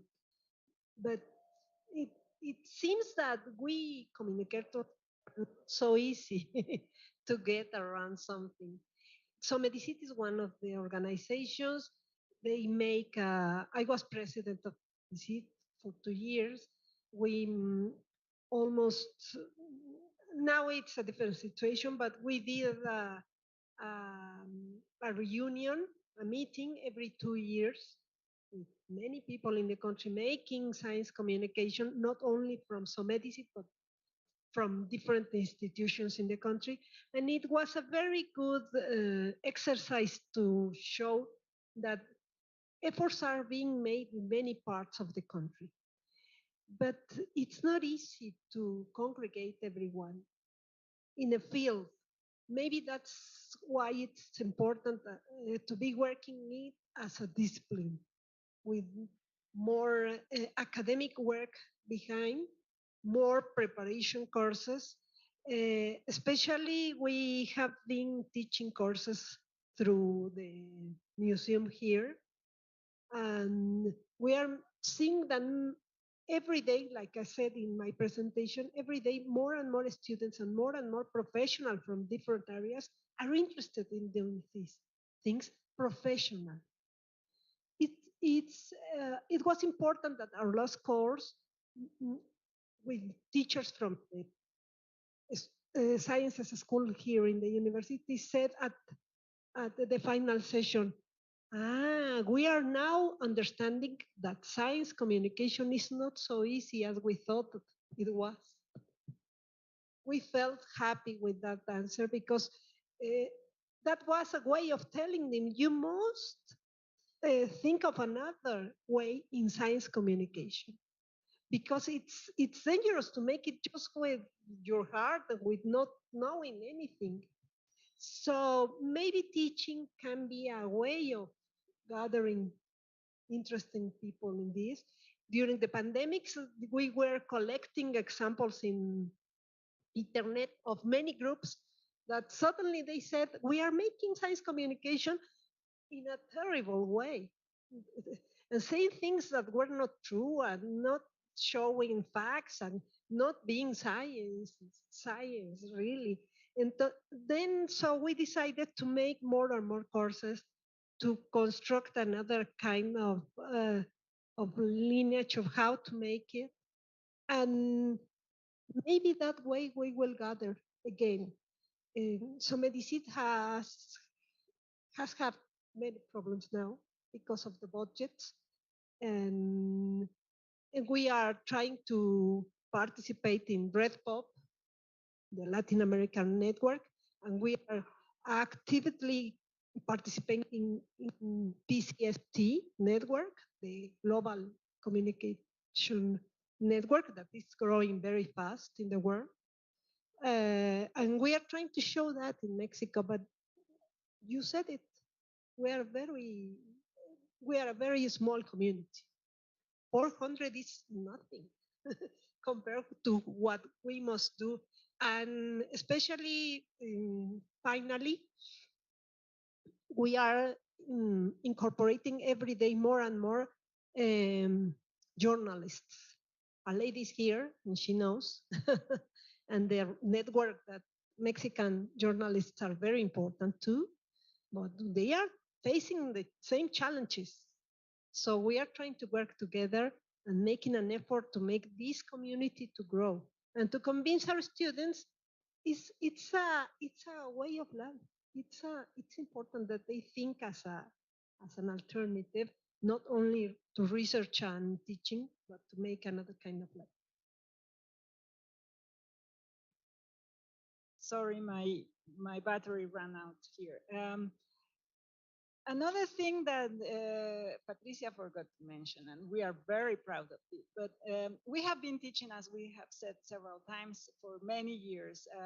Personally, I started with Martin Bonfil like in 2012, teaching this. It was an optative course on science communication at the School of Biology, and we have been teaching since then. Martin left, unfortunately, but fortunately, Patricia took his place. And the School of Biology decided to change the program. And so we start pushing, we have to keep this optative, and we kept sending the syllabus and all the information and pushing every year with the same, don't forget about this course, and everything. And last year we received a message from the organizers of this new program in biology with the big surprise that they want to make compulsory, you say? It's an obligatory course for every student in the biology career to take a course on science communication. Now we are facing the problem that we don't have enough teachers, so we have to start training new teachers. But it's going to be a course that may change at least the point of view of scientists towards science communication, that unfortunately sometimes they feel that it's not rocket science. That's what I have been told. personally, and I never forget that comment. But it's very important because it's going to change many things probably in the way scientists come out of the school of biology, and maybe it's going to increase the number of people that's in this as a profession. We have been pushing to have it as a profession, not as an arts and craft field of work. Just to keep with time, there was one, I will allow one last question back there, and I will require the question to be quick and the answers to be quick, please, also. Thank you. Thank you, Mario. It's just a comment because we have been working with teachers, and it's coming a little bit back on critical thinking and teachers. We have been working in Pauta with thousands of teachers, no, that are interested on changing and doing inquiry-based education, no? And we had been reflecting with them what would be needed, no, because we have the opportunity to be heard by the Ministry of Education, and they say what you're doing is working. How are you doing it?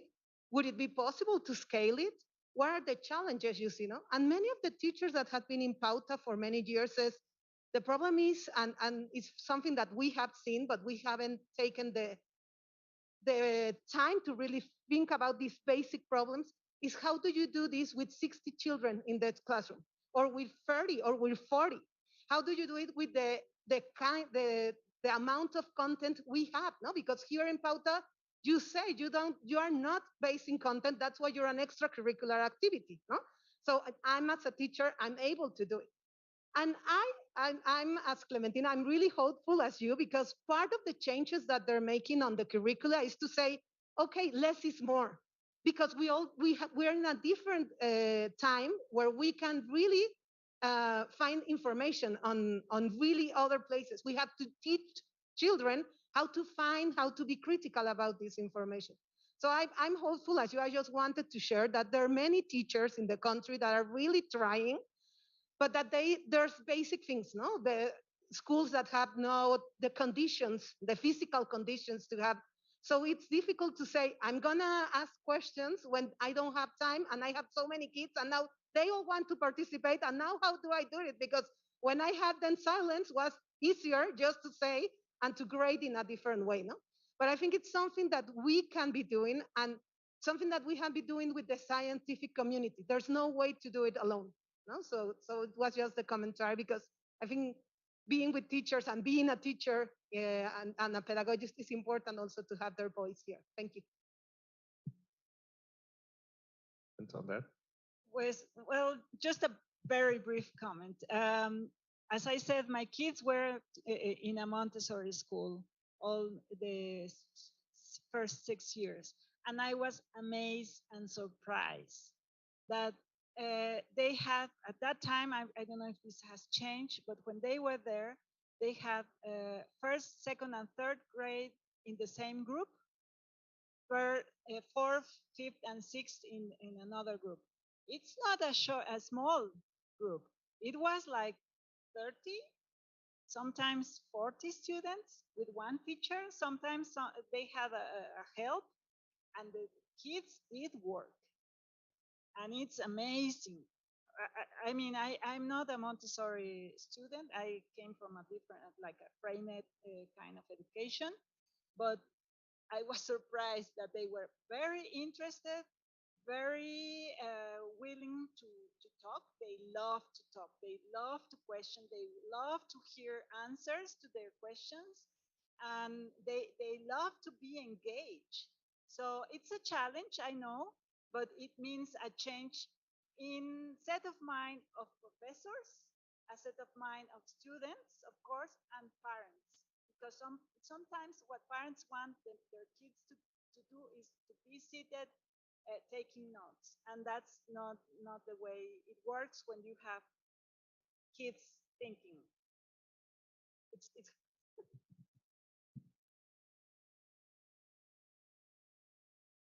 Close this panel discussion, science engagement in Central America, Mexico, and the Caribbean. I thank Clementina and Patricia for their participation here today, and you for your questions. And we continue with a coffee break, right? Yeah, we're gonna have a coffee break, and we're gonna ask for our members that just came by. we did an activity where we painted ourselves. So for the ones that join a little bit later, we're going to give you a small piece of paper, and we're going to ask you to go with people that had been already here and tell them, can you do the first step? Then can you do the second step? Can you do the first step?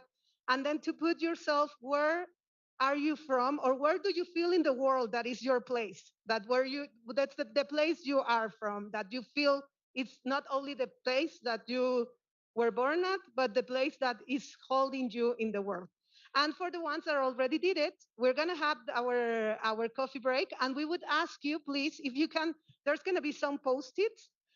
One color is for one word, one phrase you want to put of what you would like to bring now that we have started the hub. What would you like to bring to the hub? And that we had this amazing table. I'm also really thankful for Mario, Clementina, and Patricia. And they set up the first thinking of the hub.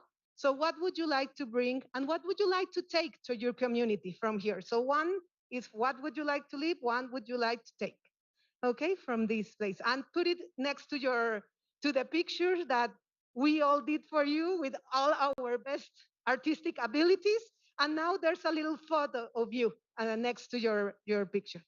Thank you and welcome, and we'll be back at 12:30. Thank you very much for the first day.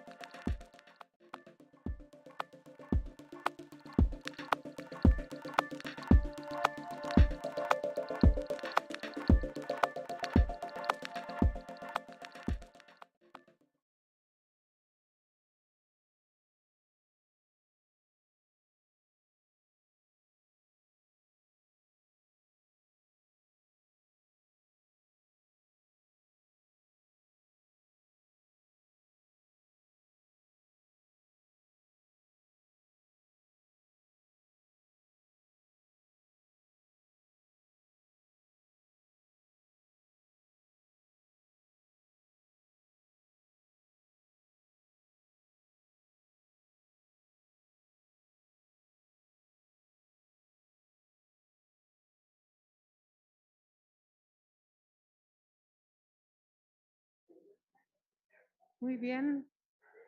Oscar, si quieres ir pasando, por favor.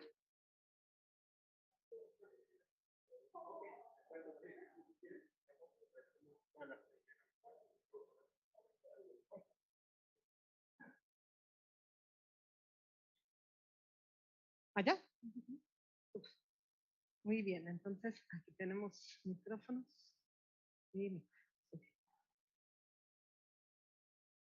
Thank you very much. We're going to continue with the program, and we're going to have the second table now that we have been reflecting on how like the way science education, science engagement is being worked in the region and the country. We would like to also be broader, and we're really happy to have people from over Latin America countries, and we're really happy to welcome Oscar, that is also a hub manager for for Latin America, for South America. So we're really happy, and we're also really happy to welcome Jimena, who is joining us from Scotland, and that she's gonna be working also with us. And from us in Mexico, Dolores, Benigno, and me would be really are going to be really happy to share about you best practices that have been done in the country, in science engagement, and in other regions of Latin America. So, la primera. Ay, Dios mío. Okay. Okay, thank you very much. So this table is called Best Practices in Science Engagement. The way I would like to propose to have it is each of the participants will share about the different aspects on how science engagement is being done for different communities in different ways. We know we have a broadened spectrum of how science engagement is being done, from programs that are more in science education and programs that are most in science engagement. So we would have these four great experiences, and I will start sharing about each one of them, saying what they have been doing, reading their bio, and afterwards each one would be sharing with us their experience. We're gonna start with Dolores. Dolores is here with us today, and this week has been really raining in the city. Yesterday, we had a big rain and in the middle of the day, and she's not feeling so good today. She already had a COVID test and everything, but we know that getting wet and then everything. So we're really thankful, Dolores, for you being here. And I would like to read. Yes, and I don't have my. Dolores has been working in the public administration. She has a postgraduate formation on human rights. She is certificated in inclusion and audio perception. She has been working with multiple underrepresented communities, and she has been a counselor for different museums and expositions that have been done at museums. He also had been working with mediators and people that are working on museums to really thrive and do good, accessible, and inclusion inside the museum. And she has assessed two emissions of the award giver museums, and she has been sharing and being a speaker on different national and international levels. She's has been done an amazing work in Universum, that is the museum we have next to this center. The museum Universum is one of the most important museums in the country that are doing science engagement. So we're really happy to have you here, Dolores, and to hear about all that you are doing through the museums and the work that you have done in all the museums. Thank you.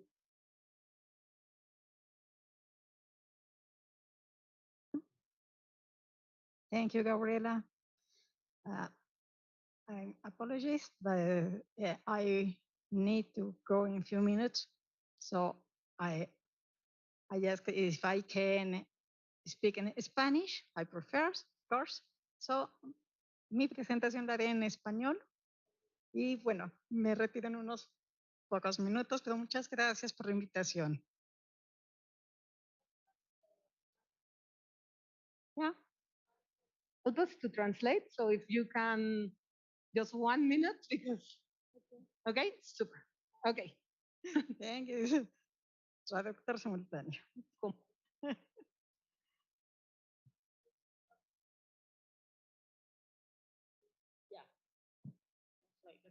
Okay. So, bueno, el proyecto que presentamos se llama Ciencia de la que no se habla. Es un proyecto de ciencia incluyente. Vamos a presentación.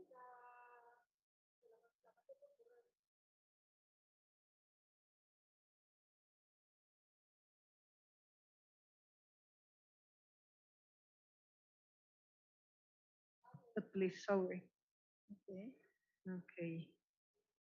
So let me see. Enviados. One moment, because I have to have it from the mail that you sent me.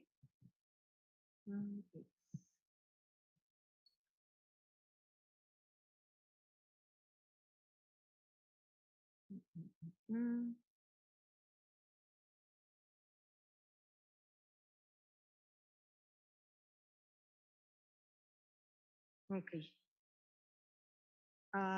It is sent. So let's see if it arrives in 1 second. If you want to start just like.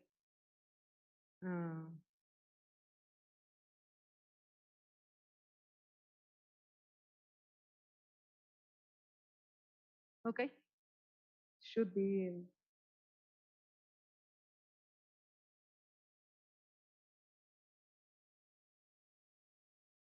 It's not arriving. We are still 2 times. So let me share you by, because now we have all these ways to share. Let me share it you by WhatsApp. Okay.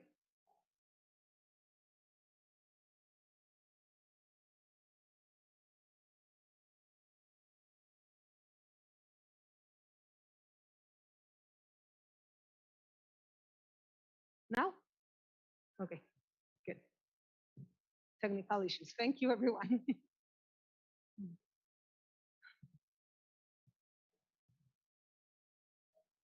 Bueno, lo que se carga les voy platicando. Este proyecto surge de una inquietud que tenemos en el museo acerca de la divulgación que se llega a hacer, especialmente para niños, para jóvenes.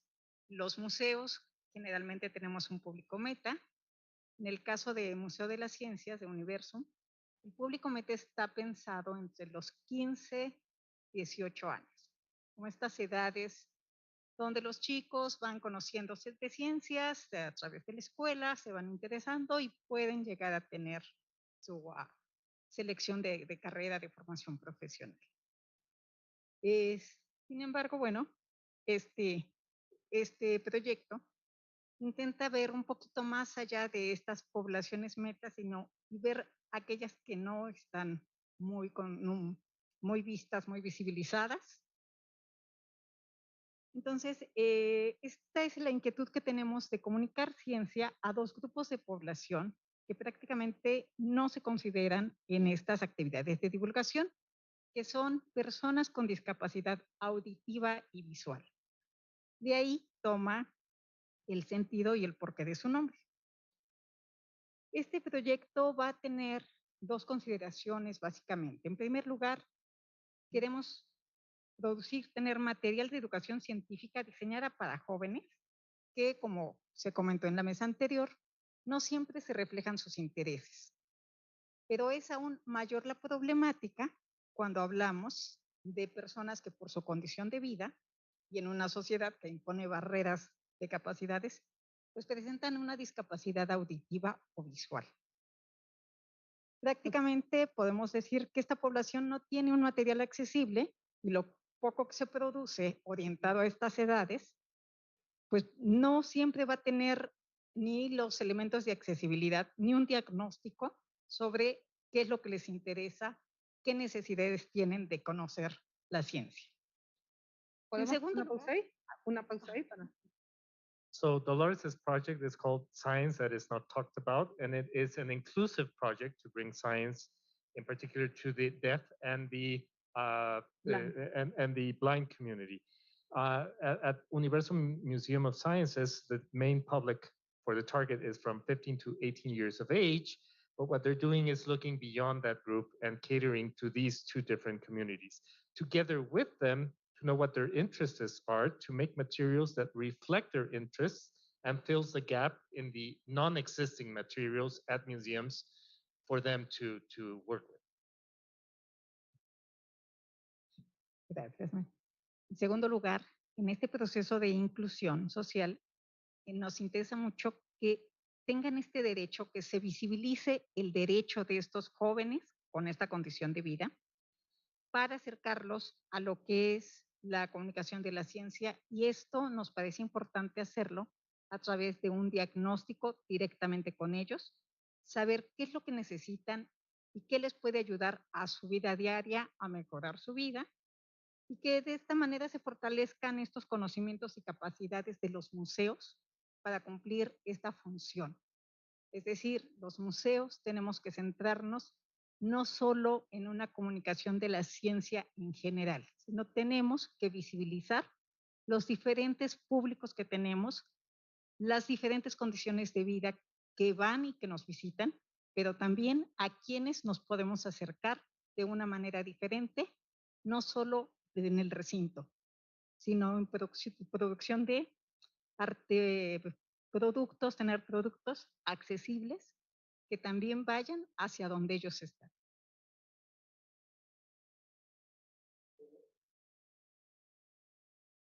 They want to do at the museum is visibilize the rights of these underrepresented groups to access knowledge, and therefore strive for museums to turn their heads toward these communities and know their needs and wants so that they can create projects and materials to cater to the communities.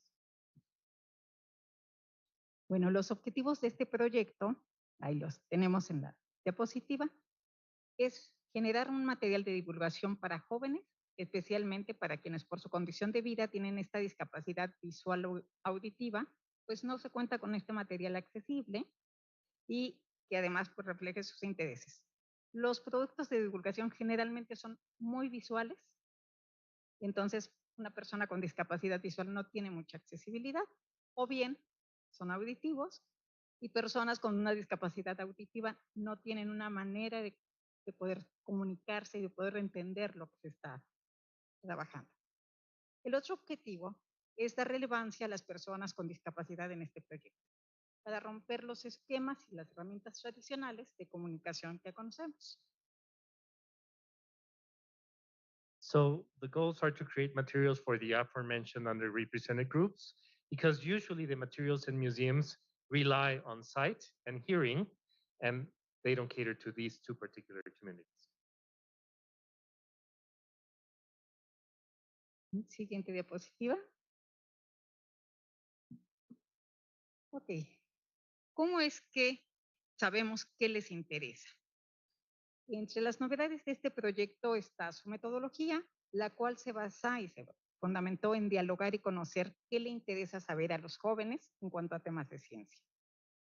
Generalmente, y como coincidimos con la mesa anterior, son los científicos o los divulgadores los que deciden los temas a comunicar, desde lo que ellos consideran temas accesibles o de interés a diferentes grupos sociales.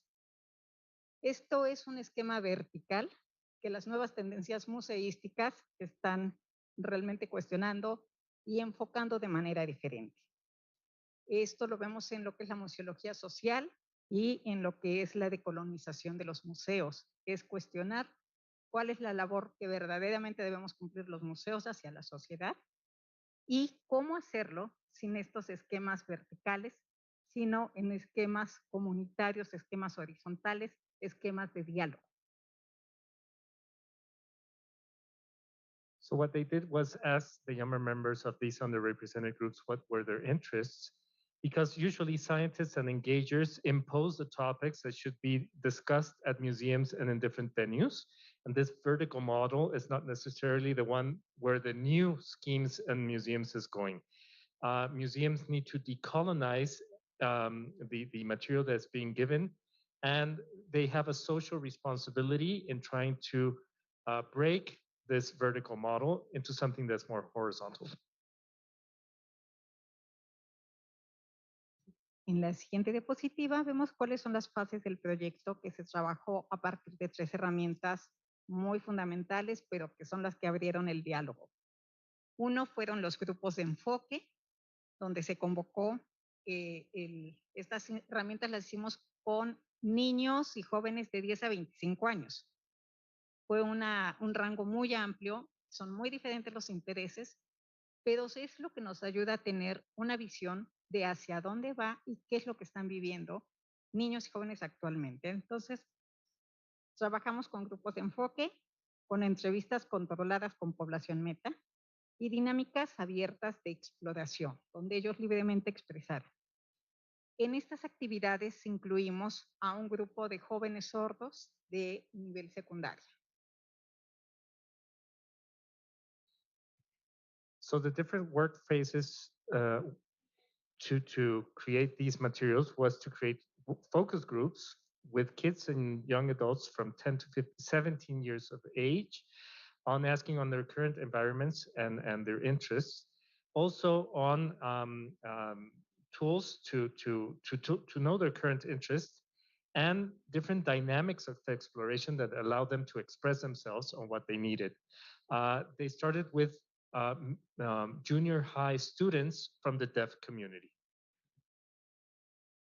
Bueno, a partir de estos ejercicios se sistematiza la información y se definen 4 grandes temas generales, que son inteligencia artificial, cambio climático vinculado a lo que es medio ambiente, salud física y mental y usos de la ciencia. Estos usos, ellos lo califican mucho como los usos buenos y malos, la ética de la ciencia. Entonces, estos son los grandes 4 temas. ¿Cuál fue el cuarto tema? Inteligencia artificial, cambio climático, salud física y mental y usos de la ciencia.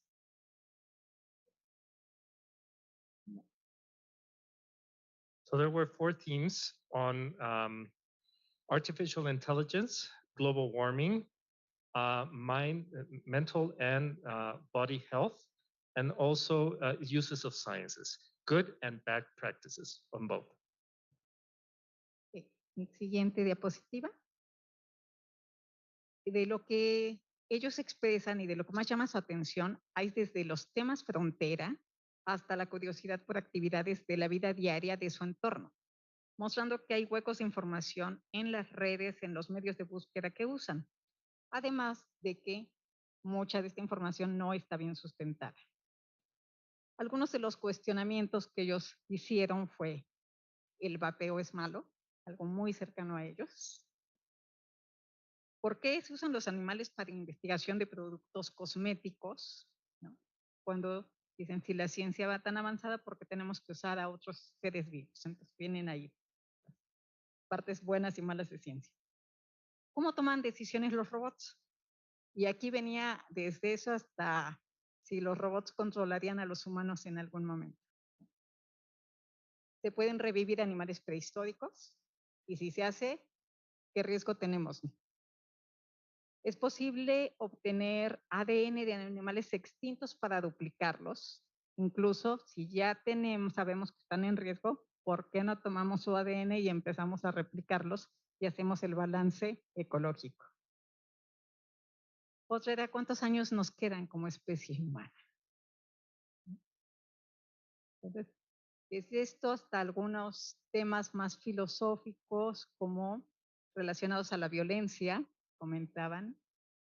Si son las sociedades las que hacen malos y perversos a los seres humanos, entonces sí tendríamos que tener otro tipo de educación y sociedad para mantenernos buenos. Pues, en fin, muy, muy interesantes los cuestionamientos. So some of the subjects that were discussed were on information coming from social media and what are good sources to get your information. Some of the themes that were discussed by the students were if vaping is bad, why do we still have to test cosmetics on animals? Can we bring extinct animals back using their DNA? How do robots take decisions and how long will humanity last? One of the main questions also is, do societies make human beings evil, or if education needs to change to be able to guide us into a good path? Siguiente diapositiva. Bueno, los participantes mencionan que cuando les interesa buscar información, por supuesto la primera fuente es Internet, a través de buscadores, de blogs, de videos, de redes sociales como Instagram. Ya Facebook es obsoleto y no es para ellos. Los formatos, por supuesto, más usados van a ser videos cortos. Lo que les den carteles breves, infografías, información concreta, rápida, que si les engancha, los pueda llevar a otra cosa. O blogs. Los blogs es algo también muy, muy común entre personalidades, mediáticas y demás. ¿Dónde buscan esta información? Puede ser en sus casas, en el transporte público, algunas veces en la escuela y en los museos. Los museos seguimos siendo un lugar donde llegan a buscarnos, pero somos de las últimas alternativas. Entonces, es importante también conocer esta parte.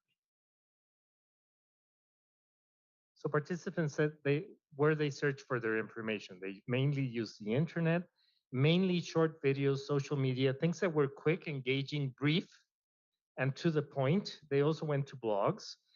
Most of the searching is done at home during their transport, their commuting on public transport, sometimes at school, but least of all, it was the museums. So that's an important fact.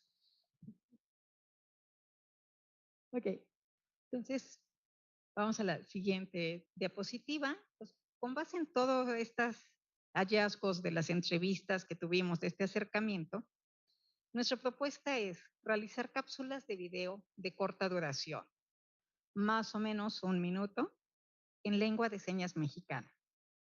Es importante comentar que no se usaría recuadro de interpretación, porque el conductor de la cápsula es una persona sorda, joven y conocida por la comunidad, con quien se pueden identificar. Se buscaron líderes de la comunidad sorda, que fueran jóvenes. Entonces, vamos a tener una actriz, un estudiante de posgrado y una líder juvenil. Estos son los en cuanto al material audiovisual. También está pensado carteles con códigos QR, que es otra de las vías que genera curiosidad a los jóvenes. Y la idea es que tengan material adicional y accesible. Los carteles están pensados como muy sencillos, con balazos de información. En el código se incluye audiodescripción y también video en lengua de señas mexicana. Entonces, en la diapositiva vemos ya unos pilotos, unas muestras de cómo está quedando. So given the interview results, what they did mostly were short videos with 1 minute in length in Mexican Sign Language. But what they wanted was not a picture-in-picture of somebody translating in Mexican Sign Language. So the main engager is someone from the deaf community that's young, with which they can identify. They also, in posters, added a QR code where you can get additional information, which is simple in its nature, which has an audio description and also uses Mexican Sign Language. Muy bien, siguiente diapositiva. En el desarrollo del proyecto ubicamos 5 fases. La idea original, esta se gestó en Universum con los equipos de trabajo que estamos buscando innovar en la divulgación de ciencia incluyente. Y la segunda fase es el apoyo de la Secretaría de Educación, Ciencia, Tecnología e Innovación, SECTEI, del Gobierno de Ciudad de México, que es quien patrocina los proyectos de divulgación para grupos minoritarios o en desventaja. Además, tenemos el apoyo de la Dirección General de Divulgación de la Ciencia desde la que depende el museo, y de ahí se aporta el trabajo de diseño y la grabación de material.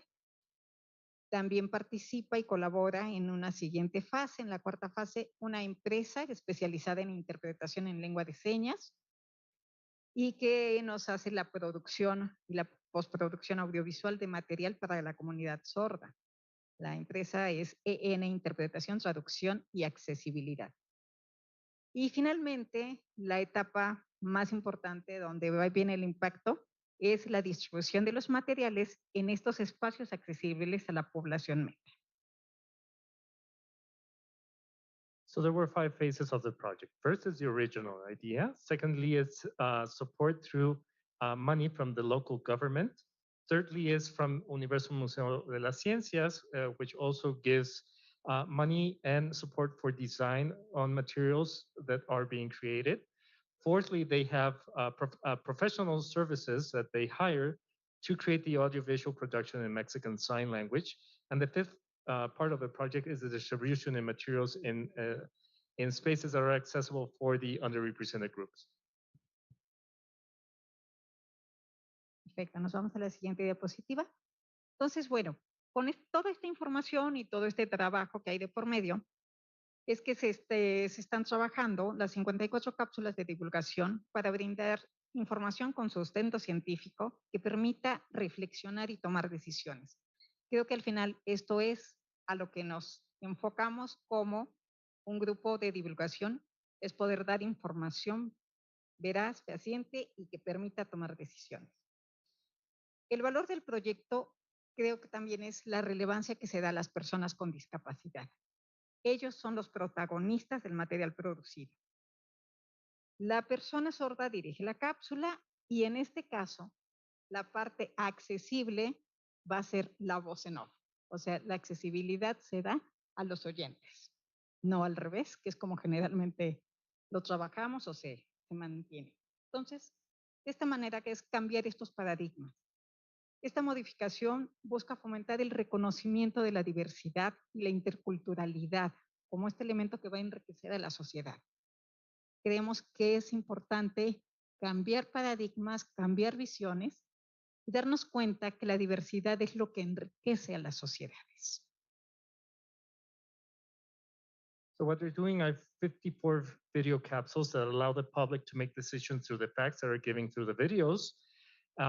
Its main goal and benefit is that the underrepresented individuals are the main characters in the videos, and it works the other way around. The accessibility is given to people without a disability. It's actually catered to the community with a disability, and what the project wants to do is to change paradigms to be able to recognize that there's a diversity and we need to include different groups into communicating science in general.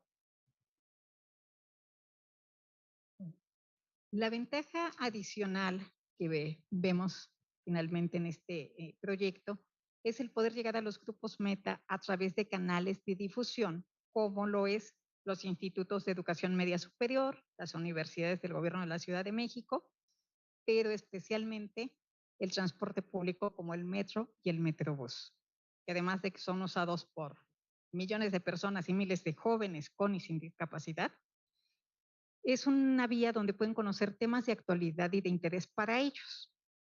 Es una forma de visibilizarlos y de promover este reconocimiento de diversidad, derribando muros en la comunicación de la ciencia.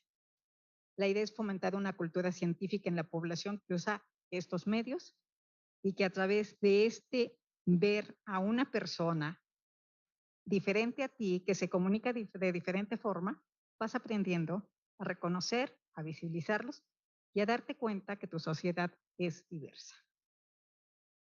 En cuanto a las personas con discapacidad visual, ahí la relevancia está en esta parte de tener la voz siempre como una vía de comunicación y la otra, códigos muy sencillos donde no tengas que enfocar el código QR, sino hay unos códigos que son mucho más accesibles, que nada más con presencia se activa y donde vas a tener la audiodescripción de los materiales.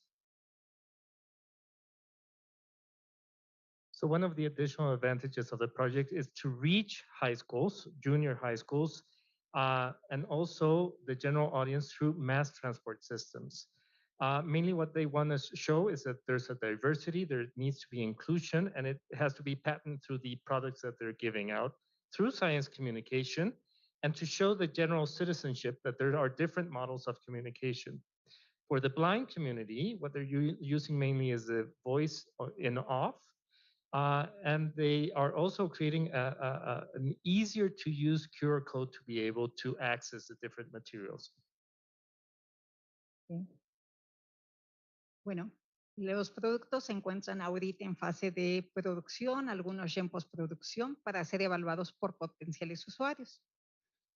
Es importante comentar, ya también tenemos esta parte de acuerdo con estos medios de transporte, donde se van a poder difundir, donde el que sea el tiempo de 1 minuto tiene que ver con 2 cosas fundamentales. Uno, la demanda de los jóvenes, y 2, que también es un límite de que ponen en los medios de transporte y que funciona muy bien porque después de 1 minuto las personas cambian su foco de atención.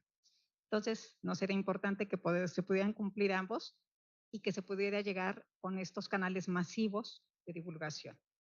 Entonces, bueno, nos pareció muy importante involucrar a estos públicos, a estas personas que son invisibilizadas socialmente, en el compromiso de comunicar con una ciencia incluyente. Gracias. Currently, the materials are in a state of production. They are also working with the mass transportation system to be able to distribute these materials. And what they also were very careful were in the length. So it's a 1-minute video so that people maintain their attention span. Thank you so much.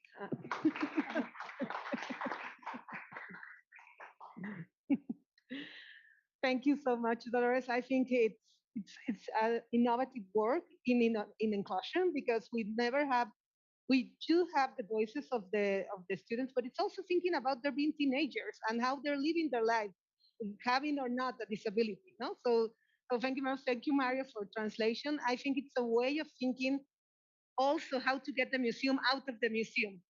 Having the museum in the public transportation, where they put many hours of their lives. So I think it's amazing the work that you have been doing, really thinking of how to have their voice, which is something really important in the disability community, but in other communities, no? Having the voice of indigenous communities, and I hope you're gonna work with so much others underrepresented groups that have to be part of the museums, that have to be part of our science engagements. No? So thank you so much for sharing the way you were doing it, for showing us it's not only to get them included, it's for them to be the first part of inclusion, no? Be thinking of the sign language before the oralization and the oral speaking. So thank you so much, and we hope you get better. Thank you.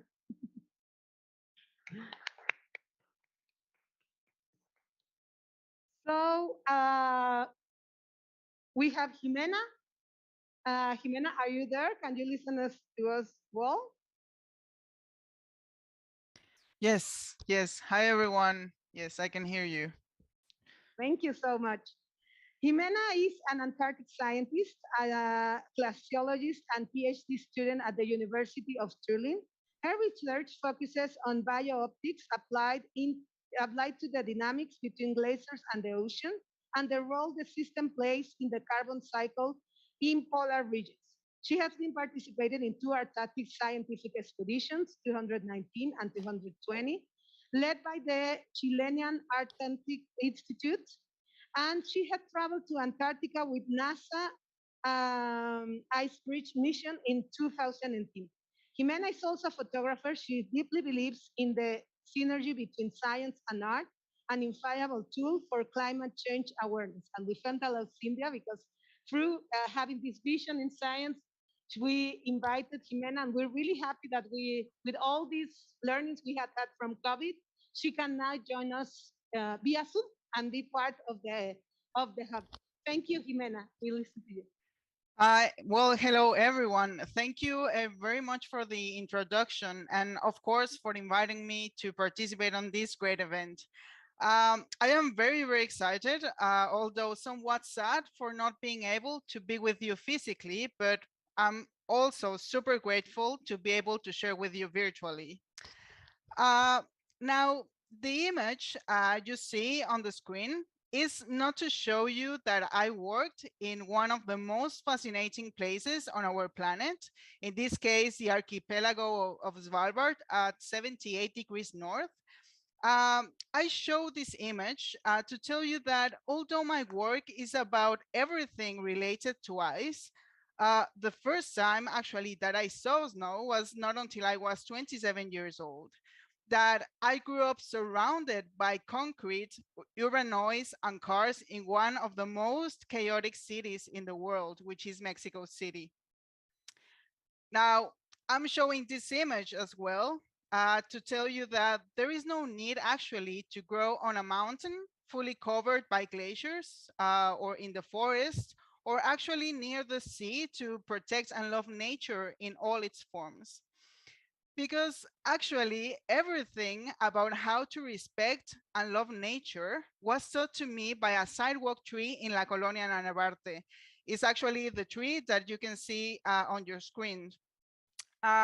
This tree taught me that there are no walls between nature and us. Actually, we are part of it. We are nature. So I show you these images to remind us that for nature, there are no boundaries. Everything and everyone is connected. Now, when we say climate change, glaciers are melting, sea level rise, there is something about the message, big but light enough to bounce inside our heads again and again. And it doesn't matter how hard we scientists, indigenous people, activists try, say, and scream, Earth is warming, glaciers are dying, the sea is coming. It just won't go through our gut. Our efforts actually turn into a never ending whisper, um, actually a kind of meal pain, universally shared, of course. But the pain, the murmur has not enough momentum to awaken the will of most humans on our planet Earth. Now, art is language on a different frequency, I think. Art talks the universal language of the soul. Art is not a mere decorative thing. Actually, art is a disturbing force. It actually does something to you. And I'm showing this image on the screen because this is one of Wolfgang Tillmann's uh, work. This is one of my favorite photographers. And the very first time that I got the chance to go and experience some of his exhibitions in Santiago de Chile, I still do not get what was the impact and what actually transformed inside me. But I know that the experience that I had in this exhibition has determined in a very broad way the work that I do, both in terms of art and science. Now, you might be wondering, but what about the subjectivity of art versus the objectivity of science? Well, everything human made is actually a construct of our realities, as you already know. It depends on our culture, our experiences. Some, of course, are facts, and that is why we can travel by plane, travel to the moon, and get heart transplants. But what are the nuances that we put on when we communicate these findings? It's just like maps, I think. We know about the spatial distribution of continents, of course, and the location of each country and city. But maps, depending on the time in history and the biases of the designer, geographer, and so on, might tell a totally different story. But in general, we Westerners have been taught a one-way communication with our environment. And that is why, to a large degree, we got caught up in this mess. So again, for nature, there are no walls. Everything and everyone is connected. When we visit glaciers as scientists or just as tourists, when we go to the mountain and the sea, they actually impact us deeply. They talk to us in so many ways. We just have to listen, not just with our ears, but with our whole body. And the image that I'm showing here, and this is also a phrase that I felt really, really connected to when I was reading this book from Timothy Morton, which I highly recommend it to you. By the end of the talk, I'll show you the title and so on. But what he says in this phrase, it's related to the experience that he had when he went to this art exhibition, where they brought a huge piece of ice from Greenland. And in this phrase, he speaks about the experience that he had and how everything just merged in a whole single thing. So he said, and the ice was accessing us. It seemed to send us waves of cold or soak our heat, whichever way around. And for this experience and this connection, both ways with nature and humans, indigenous people are the most experienced. This is the knowledge I think we should be desperately looking for, such as the advice from the old people from the tribe Yoreme. And before I read this small poem, I would like to ask you to close your eyes, but if you don't want to close your eyes, it's okay. I just would like you to really try to recall the meaning of these words so that you can try to experience what I want to say with this. So first I'm gonna read it in Spanish, and then I'm gonna read it in English. So here it is. ¿En qué se parece tu pensamiento a las olas del mar? ¿En qué se parece tu pensamiento a la tempestad? ¿En qué al relámpago? ¿En qué se parece a las piedras? ¿En qué se parece a una montaña? ¿En qué se parece a los manantiales? ¿En qué se parece al vapor que se levanta? ¿En qué se parece al horizonte? Okay, now in English. How does your thought resemble the waves of the sea? How is your thought like the storm? How is it like lightning? How does it resemble stones? How it is like a mountain? How does it resemble the spring? How is it like rising steam? How does it resemble the horizon? So with this short paragraph, with this short poem, I would like to ask you, what would happen if we introduce science, this really rough and dense data, and the most pressing problems with, let's say, poetry, music, painting? This doesn't mean that we as scientists should like actually turn into artists. It's just an invitation, and try to explore other ways to connect with nature, but also to connect with humans. So with this, I also, well, the people that know my work, they are aware that I work a lot with colors and how light interacts with matter, because actually color and the things that we see is because of light. If we didn't have light, then we wouldn't notice our space, because light activates, and it's a living thing which as I said, interacts with particles. So it is absorbed or it is scattered. So with this, I try to connect everything like poetry and the work that I do with light and with color with this poem to make a reference to what it is happening with melting glaciers in polar regions. So here it goes. The snow white is fading with the sky, aurora red, auricula purple, sulfur yellow, orpiment orange, mountain green, ash gray. The glacier grayish white is dissolving with the sea, blackish green, wax yellow, indigo blue, and with rocks, olive brown, greenish gray. So this might sound not quite nice. I mean, for people who have heard about poetry in this like traditional way, but this poem, what actually contains is within these brackets, I'm mentioning these specific colors, which have a very specific numbers related to how light interacts with these particles. So depending on how these light and particles interact, then we see color, a very specific color, which tells us about the chemistry and the physics of this environment or these particles.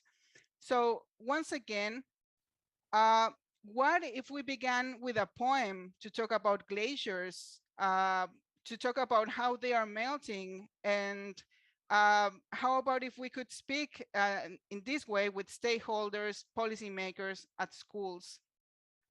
What if, what would change?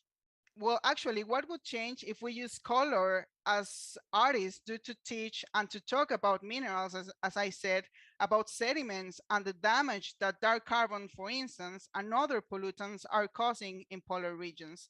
So the image that you can see in your screen, the image on your left side, on the left side, is a satellite image from one of the places that is warmest the most, which is this archipelago in Svalbard. And what you can see are these massive bodies of ice flowing rapidly towards the ocean. And what I do as a research for my PhD is I take these palettes of color, and then through the palettes of color, then I can like disintegrate these colors and see these spectra or these curves that are specific for, let's say, I don't know, some minerals and some organic compounds. And then I can know exactly what it is happening, how these elements are changing chemically, or yes, I mean, not only the elements, but how the system is changing in general. So once again, what if we tried to understand the dynamics, for example, of glaciers through their sound? What if, what if we could write letters to glaciers? What would you say to a glacier that is about to disappear? And this is what I try to do when writing this letter for a glacier, because glaciers, as I said, they're living things. They're these massive bodies of ice that move, that interact with their environment, and they respond to these changes. So what would change in you, for instance, in all of us, if we just discovered that they respond to the sound of our voice when we are walking through them, or to the heat of our bodies when we touch them? And these are things that are not just in my imagination, but they are real things. For example, through seismic or through seismology, we can get these nice curves that look just like this letter that I wrote to one of these glaciers. So I would like to end this very short presentation mentioning that in Dark Times, which was written by Bertolt Brecht, they speak about these dark times on the planet, and they don't say the times were dark. They say why were their poets silent. So thank you very much for your attention.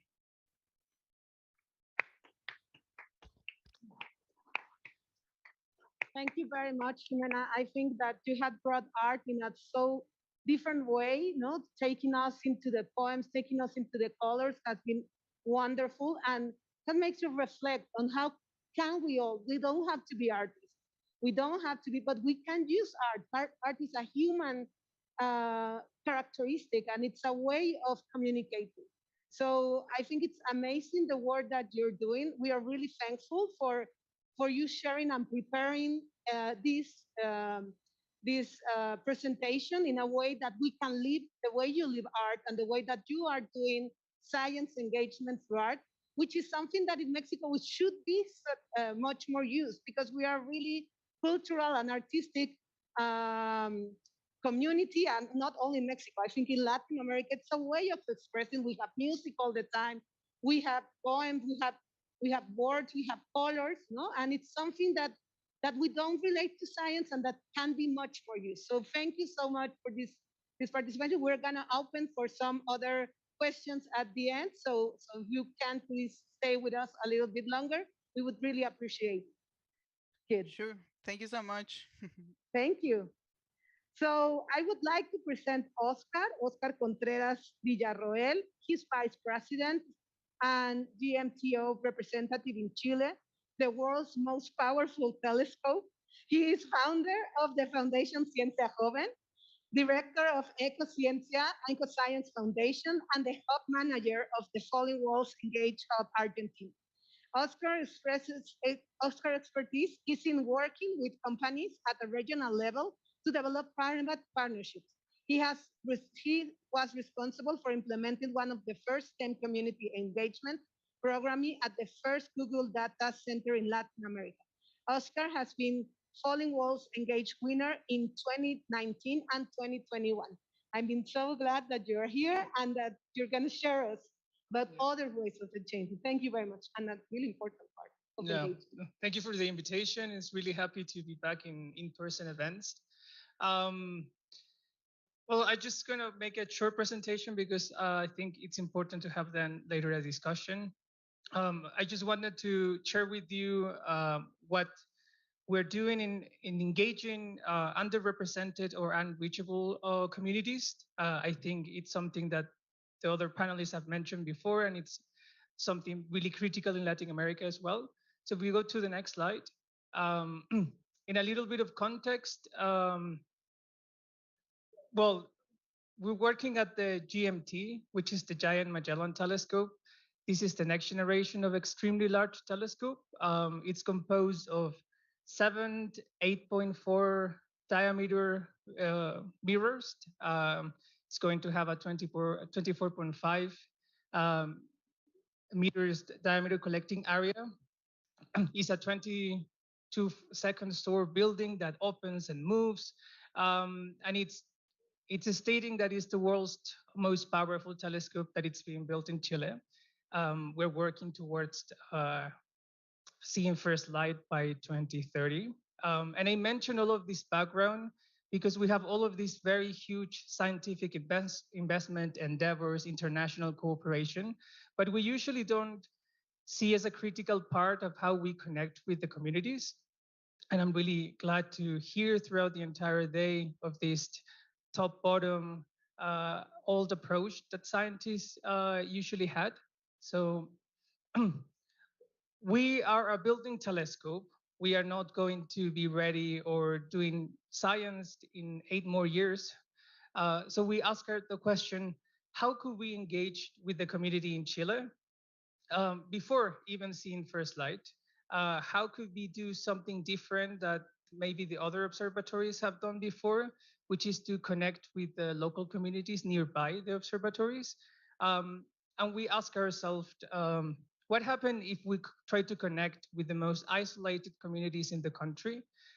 Chile is a very long, narrow piece of land. And also our telescope was called the Magellan, which we have a Magellan region in Chile, which is the southern part of the country. So that's how we decided to focus on isolated and communities with poor connectivity. Chile has a huge amount of rural schools as well. We have over 275,000 students who attend to those schools. And also these kind of communities, and in general, the educational system has a lack of teaching training in astronomy, in STEAM education, and it's something that we're working towards improving, but still there's a lot of things we can do. So that's how we decided to create this program. We partnered with different organizations, and we have a set of mobile labs that are painted, that are equipped inside with different activities, and all of them are inquiry-based training, hands-on experienced. And these are made to actually have an impact in the community as well, because we are not only engaging with the students, but also when this trailer or the bus goes into a rural allocation, a rural school, it makes a difference when you walk to the classroom, when you go walking through the town. Um, so basically, we have a different set of activities in which we try to engage the students with astronomy, but also with critical thinking and how they can actually be better citizens into taking information and making informed decisions. And to end, there is a video that it was on the email, because I think images are much better than my presentations. And so we worked, and this is a video that we produced in one of our trips to Chiloé. So and it's called "Science Can Transform Reality." So if you can play it.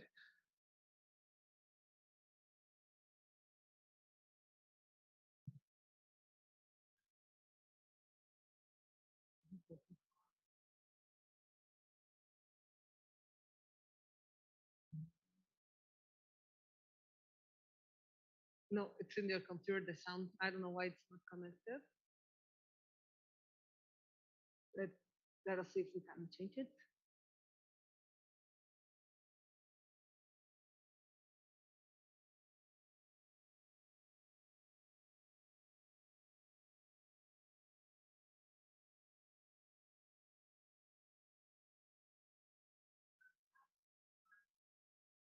No.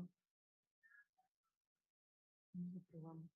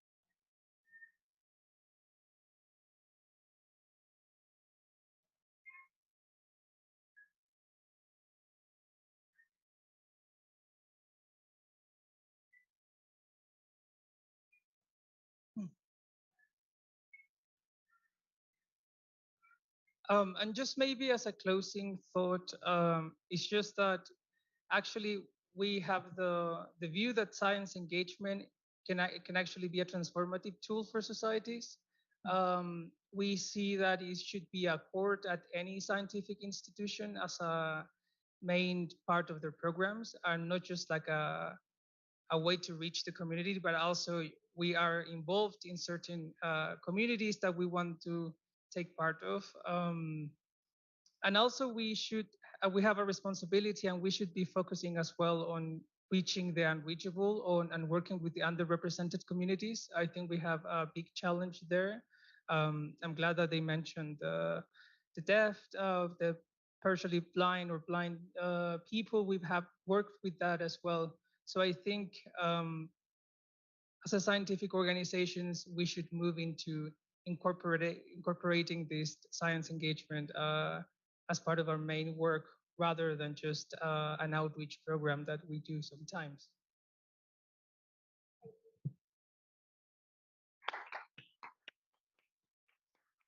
Thank you so much, Oscar, because bringing the kids into the place is so important. Seeing them and having this opportunity and all the work that you're doing and things that we have been sharing on how underrepresented groups are not being considered in science engagement. We're still working on science engagement in general, but it's not something that we have to look for the second time. No, it's something that we have to do in the same time that we are advancing and everything. And the way that you had this opportunity to bring it to other places, and the way that you have related to different worlds, as is the company's world, the industrial world, so important, because it's something about also founding and having this topic on the agenda. It's important because it's necessary and something that we really need to do. Thank you so much for sharing the work that you have been doing. I know it's not the only one, Oscar, and this hub is for us to communicate. If you have the opportunity to talk to Oscar, you would know that there's so many other projects that he's working on. This is one that we feel really important to bring underrepresented communities into the table. Thank you so much. And for closing, we're going to have Benigno Gomez y Gomez. Benigno Gomez y Gomez is representing also, and that's why we are at the end. He's also representing Pauta. He was the first mentor in Pauta in Chiapas, and he's one of the most enthusiastic scientists that have been supporting Pauta for so many years. Benigno has science engagement in his blood. He's a biologist with postgraduate degree in tropical entomology and zoology. He is currently the general coordinator of the San Cristobal unit of El Colegio de la Frontera, Ecosur, which is one of the most important research centers in the south of Mexico. He's a member of the academic group of Evolutionary Ecology and Conservation and professor in the same program. Benigno serves as a scientific advisor to various natural protected areas in Chiapas. He's president of the Advisory Council of the Tacaná Volcano Biosphere Reserve and member of the Advisory Council of the Lagunas de Montebello National Park and the Committee on Exotic and Invasive Species of the Cañón del Sumidero and National Park in Chiapas.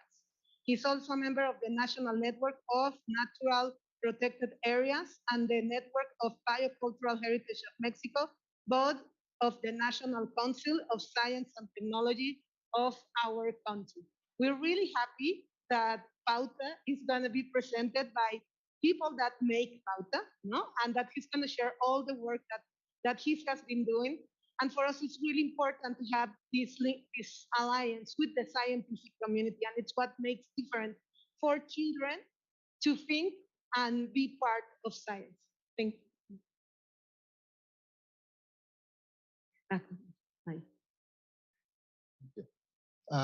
I am very happy to be here. I will make my presentation in Spanish. Thank you, Mario, because he's going to help us translate. Thank you very much. Bien, con esta presentación quiero compartirles tres cosas. Una, para quienes nos acompañan de otras latitudes, compartirles los retos que tienen los centros públicos de investigación en México. En segunda, la experiencia que tenemos en el centro donde trabajo. Y por último, no menos relevante obviamente, la experiencia tan grata que hemos tenido con el programa Pauta. Entonces, voy a permitirme exponerles esto. ¿Se me da la otra?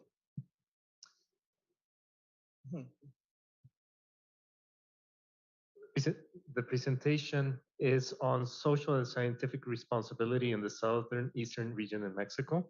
And what Benigno wants to share are three different things. For people that come from abroad, the challenges that the research centers are experiencing, experiences from the research centers, and also the social experiences that they have had until now. Bueno, el Colegio de la Frontera Sur, llamado Ecosur, es uno de los 27 centros de investigación, de centros públicos de investigación que tiene el Gobierno de México a través del Consejo Nacional de Ciencia y Tecnología, el CONACYT. Y a lo largo de la historia de estos centros, se ha tenido una evolución en cómo compartir la ciencia que se hace a través de estas instituciones. En el caso de Ecosur, que es similar a muchos de estos 27 centros. La misión y razón de ser es la investigación científica y en algunos casos la formación de recursos humanos a través del posgrado. So Ecosur is one of the 27 centers of research by the government of Mexico through the National Council of Sciences. And these centers have had an evolution through time on how they engage the public. So he's going to tell us a bit more on how Ecosur in particular is dealing these activities. Como ven en la imagen, hoy día tenemos 3 pilares que sostienen a la institución. En el centro, como les decía, la investigación científica. Por otro lado, otro pilar es la formación de recursos humanos, SAP, el posgrado, a nivel de posgrado. Pero tenemos una tercera que está representada con la B, que es la vinculación. La vinculación se desarrolla en nuestro centro a raíz de la revolución zapatista en el estado de Chiapas. A través de la Fundación Ford se crea la Oficina de Vinculación Social de la Ciencia en nuestra institución. Hoy día, esa oficinita que creció por un presupuesto de una fundación, hoy es un pilar de nuestra institución y es una coordinación general en la estructura de gobernanza de nuestra institución. So there are 3 pillars on the activities that the institution does. One is research, the second one is grad level education, and the third one is engagement that started through the Zapatista movement in the state of Chiapas. Through money from the Ford Foundation, they started a small office for engagement that has been growing in its breadth and its goals throughout the years. Esta vinculación hoy día es muy importante para todos los centros de investigación pública, dada que las indicaciones oficiales de nuestro gobierno nos piden hacer algo que denominan investigación con incidencia social. Y eso lo venimos ya desarrollando desde el 94.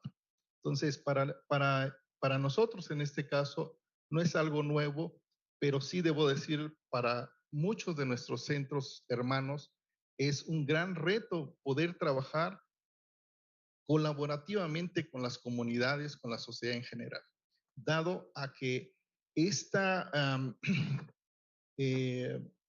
formación científica estricta con que se desarrollan nuestros centros, la formación de nuestros investigadores no tienen el expertise en ello.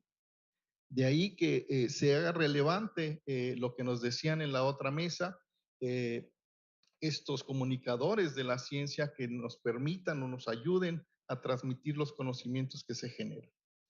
Por otro lado, el trabajar con las comunidades es parte ya casi obligatoria, por así decirlo, de la comunidad científica en Ecosur. Science engagement in these research centers from the National Council of Sciences is really important due to it's now part of the public policies where research has to be socially driven. But it has been a challenge to work with the communities, in particular because researchers don't have the expertise to do it. So now they have that challenge to be able to engage. Y ahí hemos observado también uno de los grandes retos. Tenemos en casi la mayoría de los centros de investigación posgrados, maestrías y doctorados, pero formamos a nuestros estudiantes como nos formaron a nosotros. Si nosotros no sabemos transmitir la ciencia a la sociedad, nuestros estudiantes no lo van a saber hacer. Entonces, he ahí un reto y un área de oportunidad en la cual se trabaja ampliamente. Pero sí, como ven ustedes en la diapositiva, es un interés genuino de nuestros investigadores poder tener esa incidencia, esa compartición de los conocimientos de una forma colegiada, de una forma colaborativa con la sociedad con la cual entramos en contacto. It has been a great challenge for most of the research centers to, because they educate students, they do it in a traditional way, and the ways they have been educated have not changed. So if that doesn't change, then the way they engage with communities becomes stale. So they are working on collaborative ways to work with the communities through dialogue. Rápidamente son, si quieres pasar, son los departamentos científicos que tenemos, ¿no? Son 7 que tenemos en Ecosur, ahí sí nos detenemos, pero ¿cómo llevamos lo que hacemos en las áreas académicas hacia la sociedad? En ese sentido, esta parte que les decía, la coordinación de vinculaciones, la que hace posible esto. ¿Por qué? Por medio de sinergias, de trabajo colaborativo, de redes. Estamos trabajando con grupos sociales, con grupos indígenas, con grupos en zonas rurales, produciendo conocimiento de forma amalgamada. Esto es, respetando los saberes que tienen la gente allá afuera y haciendo la mezcla con la que nosotros llevamos. Ni ellos son más, ni nosotros somos más. En esa razón de tú a tú es que se trabaja con ellos para que ambos podamos sacar un buen partido de esas investigaciones. So through this Office of Engagement, they have created a network of collaboration to share the knowledge together with rural and indigenous communities. They respect the knowledge that the communities have. They add to that the knowledge that they're bringing from the Institute, and they create an equal opportunities of dialogue to be able to join together forces. Bien, tenemos diferentes medios de cómo hacer esta compartición de lo que se genera y van desde herramientas tradicionales, si quieren me das la otra, como tenemos una revista de divulgación, si me das la otra, tenemos trípticos que se generan a raíz de cada una de estas investigaciones.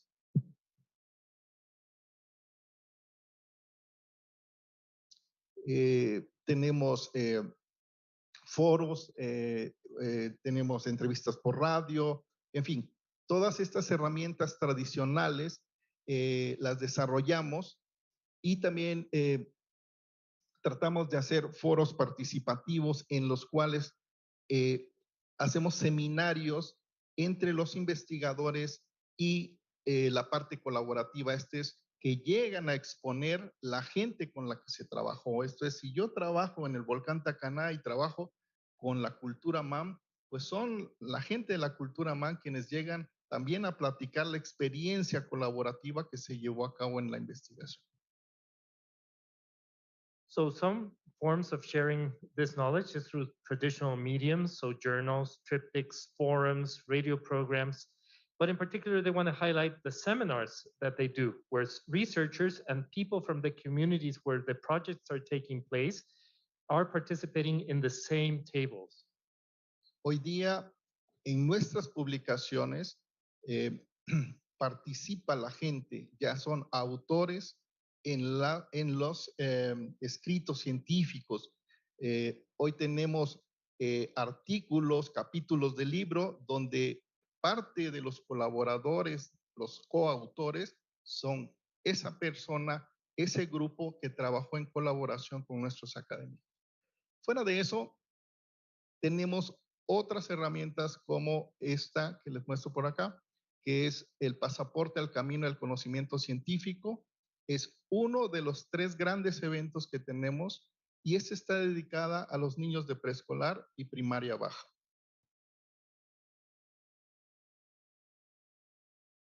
So one thing they have achieved is that in papers or chapters of books, some of the co-authors are people from the communities where the projects are taking place, which is actually pretty rare. And they have a big event called Passport to Scientific Knowledge, where they bring all this knowledge to people from kindergarten to elementary school, the first levels of elementary school.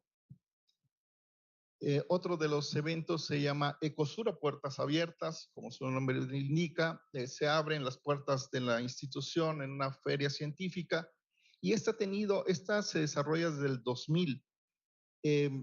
Ha tenido una evolución muy interesante. Al inicio, les digo, la formación que traemos cuando convocábamos a nuestros académicos, el académico llevaba el mismo póster en inglés o en el idioma que fuera, que llegó al Congreso Internacional de no sé qué, lo pegaba y sobre eso exponía. Hoy día son formas lúdicas y más participativas en que se desarrollan esta interacción.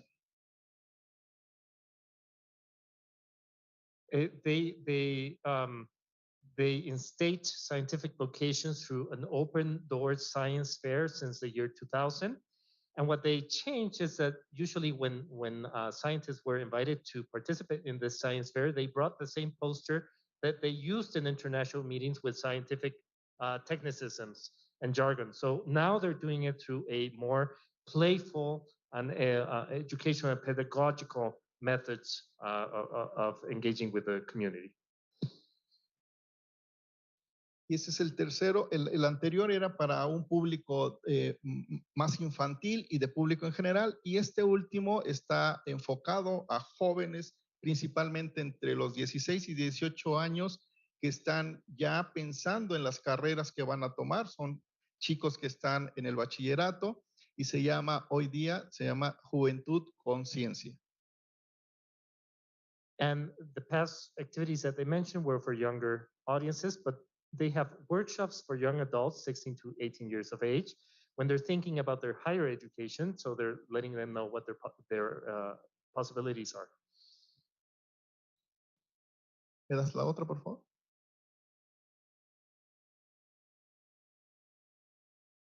Y bueno, por último, compartirles esta experiencia que hemos tenido con el programa Pauta, que ha sido sumamente enriquecedora. Y ahí lo que tengo que decirles es que el científico de pronto nos gana el ego. Entonces, si tú quieres trabajar con mi tema, bienvenido. Pero si no, adiós. Entonces ahí también es un proceso de quitarnos los egos y de abrirnos a nuevas perspectivas, de hablar en el lenguaje del niño, ¿no? Y más bien lo que hacemos me gustó mucho en la mañana esto que mencionaban del pensamiento crítico.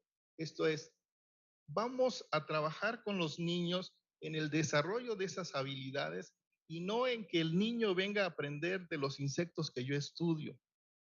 Estos niños llegaron conmigo porque querían trabajar con plantas carnívoras, porque sabían que comían insectos y yo era el especialista en insectos, pero yo no trajo plantas carnívoras.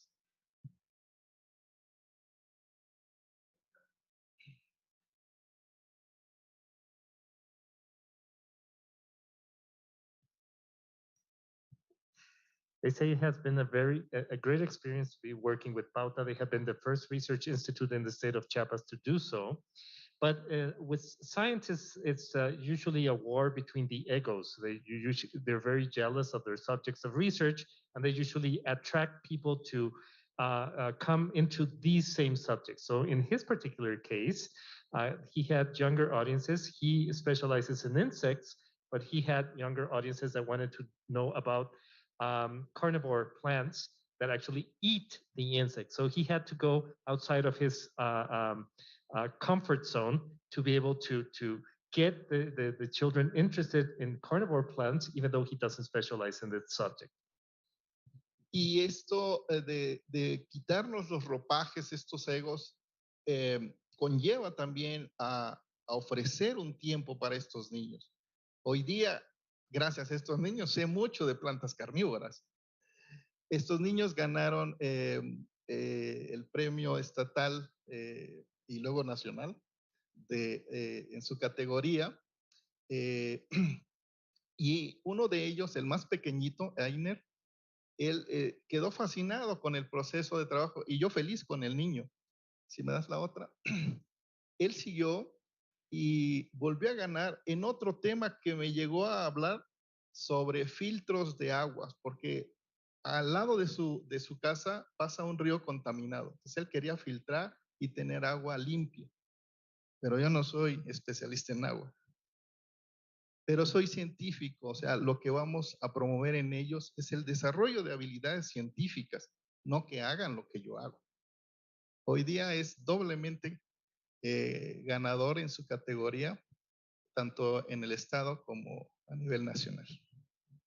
Y bueno, es básicamente la experiencia que yo puedo compartirles en ese sentido es que debemos ser humildes en ese sentido y que no nos gane ese ego que de pronto pues, nos enarbola en algo inalcanzable.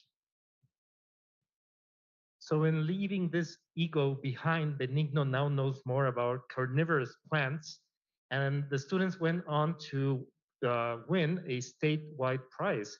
One of the students continues studying on a different subject that was filtering water because he has a very polluted river going through his home. And what Benigno says is, what we want, I mean, he didn't know about doing water filters, but he's a scientist. So what we want to do with the younger audiences is to promote scientific abilities, not exactly in the same subject that we work in, but to be able to manage different subjects. And we have to be, as scientists, humble to be able to come out of our comfort zone and be able to cater to different interests. ¿Es la última? Creo que es la última. Muchas gracias.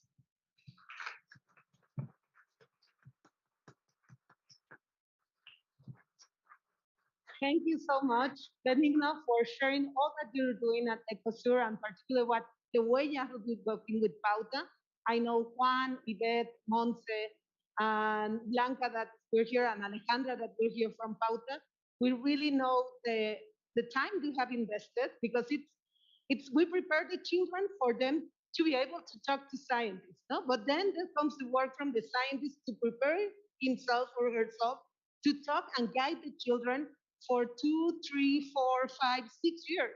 No, and that's something that we really love of the scientific community in Mexico, specifically in Ecosur, because they have been always so open to say, we can learn from the children, we want to follow the children and to make a difference for our children. If you want to learn more about Pauta, we are all of us, Juan, Yvette, Blanca, Monse, Eugenia, we are all in the team, Alejandra, and if you want to learn a little more how we're doing it, we really love and we love that you share from your experience. So we're gonna open for 15 minutes of questions. We knew this panel was a little bit longer, but I would really love to give it up to you and if you would like to have any question, and remember that Jimena is on Zoom with us.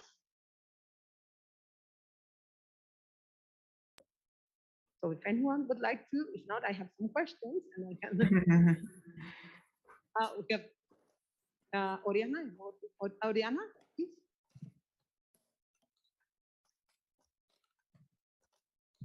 Well, thank you so much for all these amazing presentations. They are really inspiring, and I think that's why we are all here today. So thank you so much for that. And I have a question for Oscar and Benigno, and then one for Jimena. So in terms of the difficulties that you have faced, because we always hear about like these amazing products, but there's all like a way before. So I would like to share the difficulties that you face by doing all these projects, and maybe we can learn about your path. And for Jimena, I would like to know how was the response of the public when you asked them to write a poem for a glacier, and also if you have done this both in Mexico and in the UK, and if the results have been different. Thanks so much again.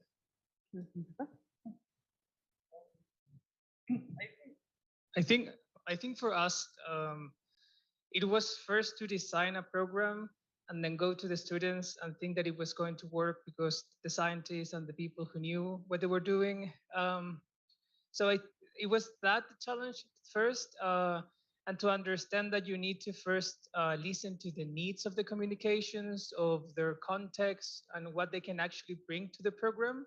And after that, I think that was one of the main challenges into creating something that was replicable and scalable to different communities that had only in common that they were a rural school, because they were from many different parts of the country. So I think it was rather than creating a scientific program to teach astronomy, it was how we can actually incorporate scientific inquiry based within our program, and how we can actually incorporate the abilities or the assets that the teachers and the school had in their communities. At first, I think was looking at this more as an educational social program rather than a scientific outreach initiative. And I think that proved to be to have a much more long-term impact in the schools.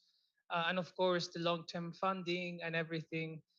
We had a strategy as well. We had a team who actually is in charge of how we can fund things, because always you focus only on the program, but then you don't see it as a product that needs to get funding, needs to have partner, and needs to scale if you want to have a bigger impact in a country or a region. So those, I think, were the biggest challenges.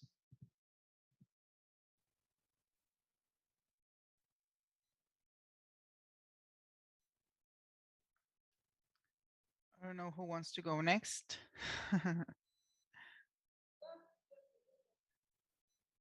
Who want to go, Jimena, and then Benigno concludes.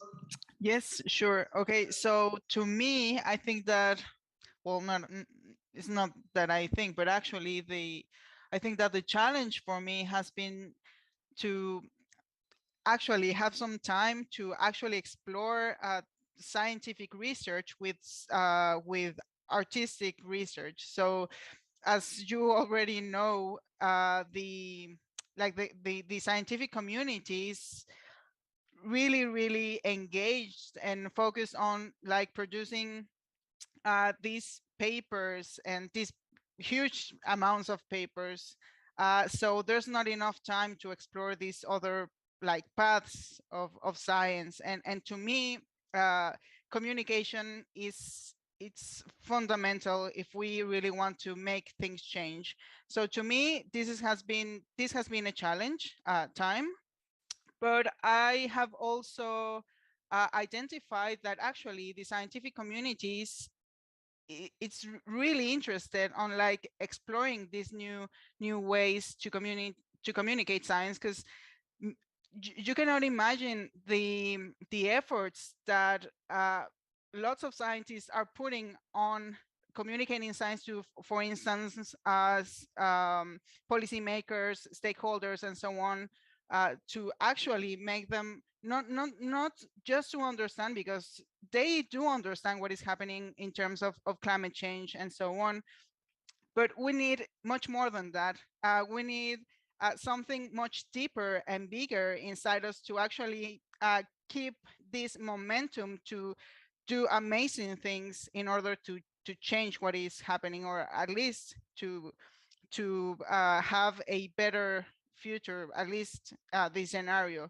So to me, this has been the challenge. And with regards to the second question, that if I mean, the response on this letter to Glaciers, actually, this is the first time that I speak about it. I publish, well, I actually use a lot of Instagram, I publish, lots of images and things that I'm experimenting on through Instagram. But as I said, I haven't had the time to really explore deeper this idea. And well, the main point of writing this letter to a glacier, which actually the first time that I heard about Cynthia's letter to a meteorite or a rock, I cannot remember. the work of Cynthia has also been quite important to me, not just as a researcher, but as an artist as well. But to me, this letter to a glacier is not in our language, but as I said, like exploring how we could communicate with these non-human entities, and mostly with glaciers, which are I love them, and I think that they are really, they are key right now in the context of climate change. So what about like exploring these new channels of communication, like for instance, this seismic or seismology, like if we make some sounds or our voice, because actually sound is, they're just these waves that are traveling through materials and through glaciers. So of course we will have a response. And how about exploring? How would we feel if we just wrote a letter to this glacier? What would we tell this glacier if we knew that it is about to die, or if it is dying, and so on? So I think it would be a really nice experiment to really connect to nature, not just glaciers, but we could do this with the plants in our home and so on. So yeah, this is a project that I would love to explore more broadly. And yeah, it's just like inviting everyone, not just scientists, but everyone to change our relationship with not, not just with non-human elements, just as plants or nature, but with humans as well, to listen and to communicate differently. Mm-hmm. Contestar en español. Hay varias situaciones que de pronto nos dificultan hacer esto. En primer lugar, pensar en, como les decía, en cómo nos forman para poder luego realizarlo. Pero la otra que también afecta o está mermando este tipo de actividades es también cómo nos evalúan. En el caso de los sistemas públicos de investigación, el Sistema Nacional de Investigadores, etcétera, se privilegia el paper, ¿no?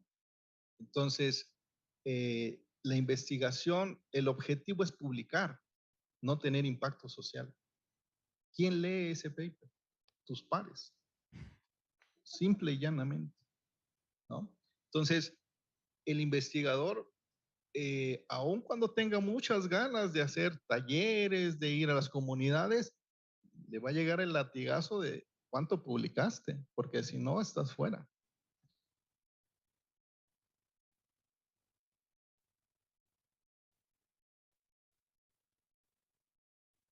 Bueno, sí. Entonces, por ahí es un problema fuerte que vemos. A nivel institucional, digo, esto es a nivel macro, ¿no? A nivel de política científica nacional. Pero a nivel macro, las instituciones se tienen que ver la forma para que esto suceda. En el caso nuestro muy específico, y gracias a este desarrollo de la Oficina de Vinculación, se empezó otorgando estímulos económicos a quienes desarrollaran este tipo de actividades.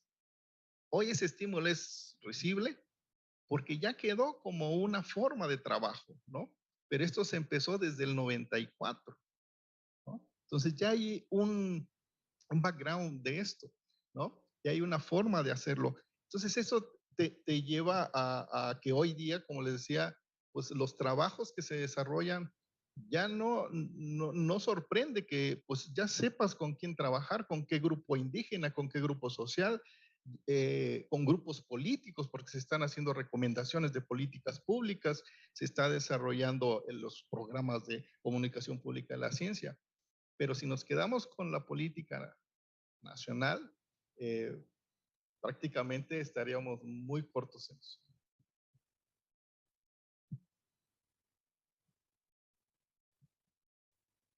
So there are different situations that make this type of engagement especially difficult, and one of those is how we are educated. Also, the evaluation processes in Mexico prioritize publications above socially driven research, so this is a huge problem. Who reads papers? Only peers, not the public, the general public. We need to work with the institutions, and the office at Ecosur in particular started giving away economic stimulus to those who participated in engagement. You need to know who to work with and to convince different institutions that this has to be part of the evaluation process. Thank you. Do you want to do the last question now? Anyone else would like to ask? Yes?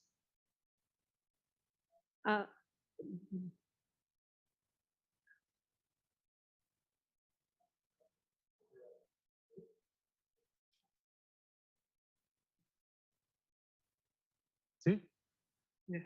It's a question for the three. Your projects are really inspiring, and I want to know, how do you measure the impact of your activities? Not only with numbers, but with the experiences. I don't know if you do some interviews with the participants or something like else. I don't know.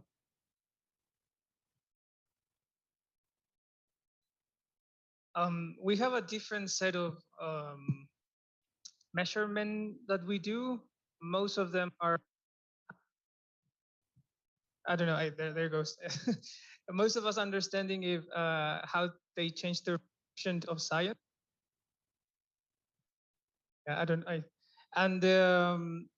and actually what we're doing now, we want to do a randomized trial. So we're working with different organizations that can help us measure the impact of the project. So basically we do interviews, we have a different set of surveys that the students do, and then we now do a third-party randomized trial.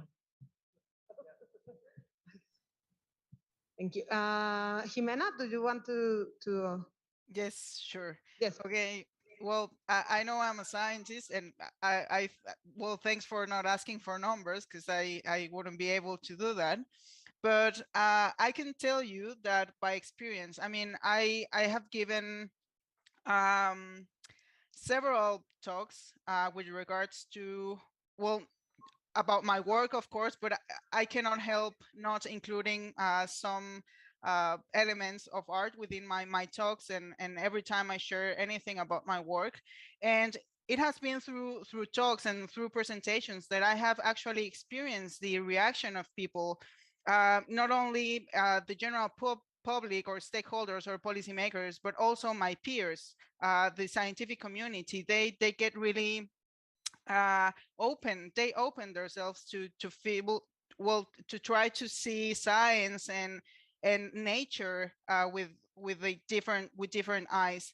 And lastly, I can say that one of the most changing experience for me was when I participated. I took this workshop on ecoescrituras with Mónica Nepote, and she, I mean, in short, she invited us to write about nature in a totally different way, as if nature was not this element which is outside us, and not being part of us.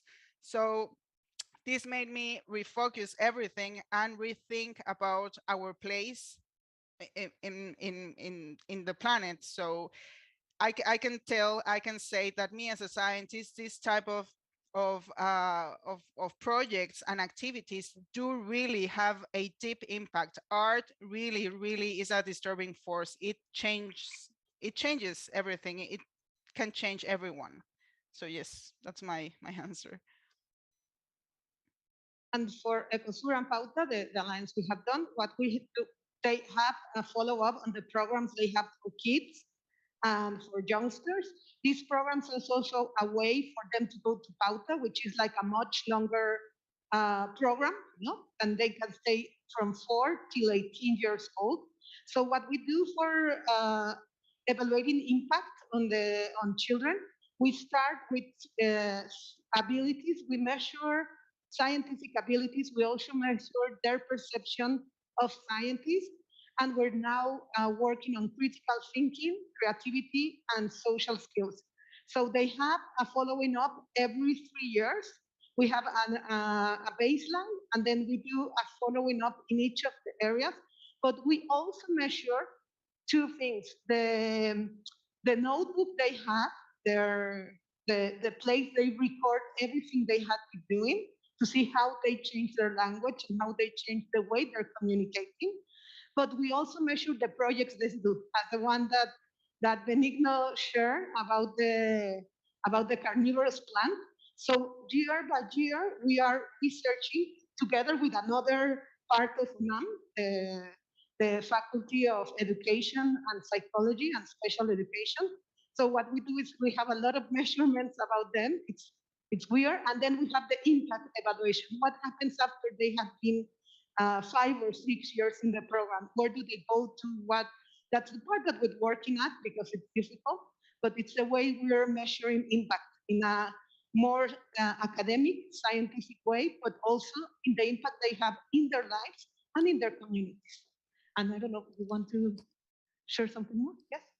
Yeah? Okay. Thank you. So is there, yes? The last question, we have like 5 here. This one. No, because maybe Jimena is not going to hear you okay. Hello, everyone. So I'm just an outsider here. I'm just a guest. I'm not involved in engagement. I'm really working in the academy, so I'm a professional scientist, professional researcher. And from my point of view, I think what I was thinking when you are talking, specifically Benigno's the name, so is from our point of view, we need someone in between the school and the research. So I think you're right. We are evaluated by papers, patents, and so on. But we need someone in the school who has a profession, who will be a professional researcher, not someone doing communication. It's completely different. But someone doing research in the school. So, like in the past, all of us we know the figure of the magician, no? Someone who can bring some new stuff from zero. I think this figure is what, at least in Latin America, so I'm working in Europe, but I know in Latin America, we need this kind of people funded by the government, the state, the university, who can be 7 days a week, or well, 5 days a week from Monday to Friday, in the school, in direct contact with the students, doing the research in an everyday way. It's my feeling. I have been working with the students, young, old, and so on, and also I received this question like, okay, where's the end of the universe? Or what about these cells? How could you touch a cell? Yeah, this kind of stuff. And finally, you realize that the curiosity of the young people is larger, but it's also something like you can, if you are there every day, you create this bond, and they can trust to also to try something new. I don't know in Mexico. I think in Chile it's completely different. It's complicated because you have to change the educational system, indeed, yeah. But also, if you have the possibility to support it from the university, so with funds from the university, in which the researchers that they are a lot without jobs, yeah, could be there in place in the school, working, doing research, could be something like a better advantage, and will somehow fulfill the gap which is now existing in, at least in Latin America. Europe is completely different, but at least in Latin America, it's a suggestion. I think you're doing fantastic, huh? So it's beautiful what you're doing. But I know that it's a side project in your life. Probably it would be nice to have some more Benignos, but working professionally and every day there with fund from the state. Thank you. Thank you so much, Aldo. Because I think we're all really hungry. We were so happy and we're so grateful with all the comments that you had made. Thank you so much to Dolores that cannot be here. Thank you, Jimena, for connecting and for being here. Thank you, Oscar, for sharing and for giving us this view and this way of seeing the children. And thank you, Benigno, for sharing of all the work that you have been doing and Ecosur, and how have you be open to other programs that have been really great for us to work with you. We've been so blessed. Thank you. So thank you, everyone. For the next part of the program, we are going to have lunch right now, and it's going to be upstairs on the second floor. So we are going to guide you. You can follow Yvette, Mario, and Juan, and you can be following up Miriam, Oriana, Laura, that we're here preparing for you. And we would go at 3:30. We are going to start. We're going to share with you, and we're going to start. We're going to go to the pavilion that is just next door. We just have to walk a 5-minute walk, and we're going to be there, and we're going to have a different activity, but also reflecting on how science engagement is being done in one of the newest museums that we have in Mexico. So thank you very much. For lunch, we would like you, if you don't know someone, if you could please sit with them and share a little bit more. We're going to have some games from Mexico. So if you would like to know how they work, you can ask from one of us that are participating in the hub from Mexico, and maybe some of them are really weird for you, maybe some of them are not so weird, and you can tell us how the games are done in your country. Thank you so much. I don't know anything else that I'm missing. No. We can leave things here. We are gonna close the place, and we can come back before going to the pavilion to take it. So it's gonna be closed. So if you want to leave anything, please feel free to do it. Good. Thank you so much. Thank you very much.